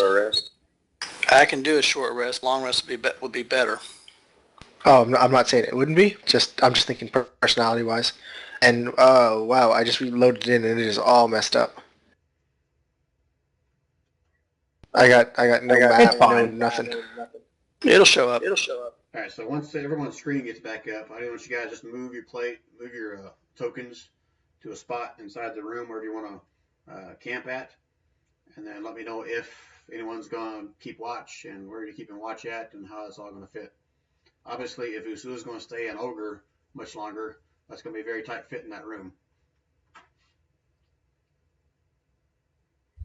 Yeah, if we're going to do a short rest, I can go ahead and change back. I'll get that back, so it won't bother me. All right, so if I understand you guys right, whoever's in there, I'm pinging the room where I think you guys said you're going to go into. Go ahead and move yourself in that room and kind of position yourself where you're going to be at. And let me know if or who's going to keep watching. My roll 20 is messed up. I don't see anything on the map anymore. All right, well, I guess that's probably going to be a good stopping point. Reach a 3-hour mark. So just so you guys know, when it does come back up, move your guys into that room, and then just let me know if or who's going to take the first watch. Don't roll your hit dice yet. I'm going to make sure you guys make it through the short rest because you never know what might just happen. But so just position yourselves where you're going to be at. I'm going to rule that Eves will spend some hit dice. You get about halfway. But from this point on, he's going to be maybe someone in the background. I really didn't think you guys would be able to save him, but you did, so congratulations. Yeah, we tend to do the things you don't expect. I know, exactly. I was say. Freaking gargoyles are pissing me off. No one can capture anybody. This is so. Anyway, you guys okay if we go ahead and call at this point since we're having problems with Roll20 anyway?